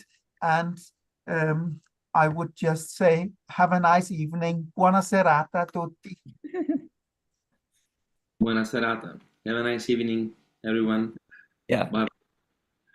Good evening. Thank you. Buona serata. Good evening. Ciao. Buona serata. Thank you to all. Good evening. Thank you very much.